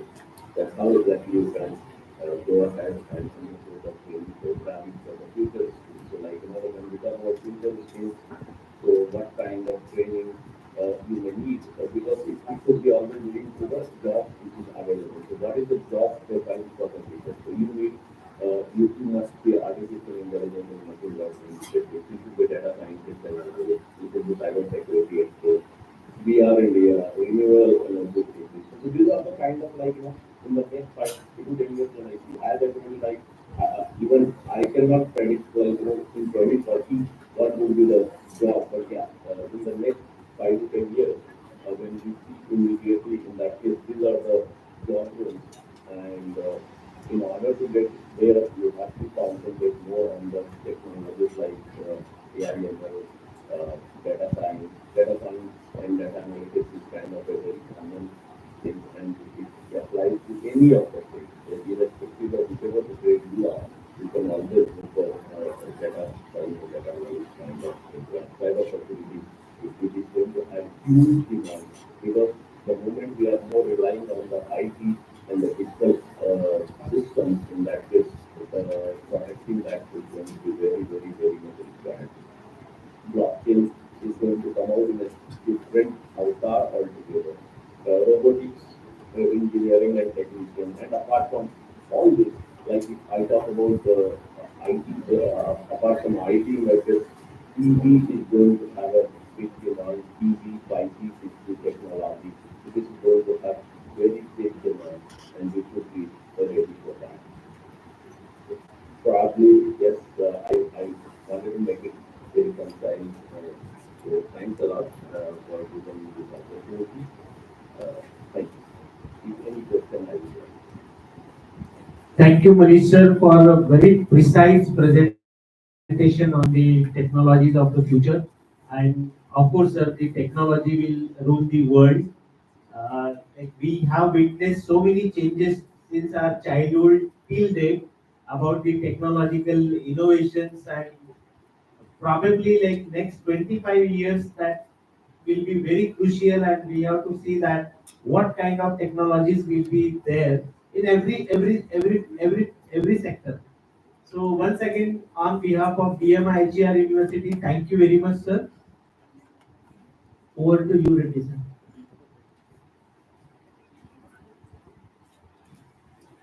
So I take this opportunity to propose vote of thanks. At the outset, I would like to thank our Honorable Chancellor Shri Dattaji Meghe sir, Honorable Pro Chancellor Dr. Ved Prakash Mishra sir, Honorable Principal Advisor Shri Sagarji Meghe sir, Honorable Vice Chancellor Shri Lalit Bhushan Vakmare sir, Honorable Pro Vice Chancellor Dr. Gaurav Mishra sir, Registrar Dr. Shweta Kale Pisulkar ma'am, for giving us opportunity to organize this workshop on Viksit Bharat 2047. I am thankful to Professor Dr. KTV Reddy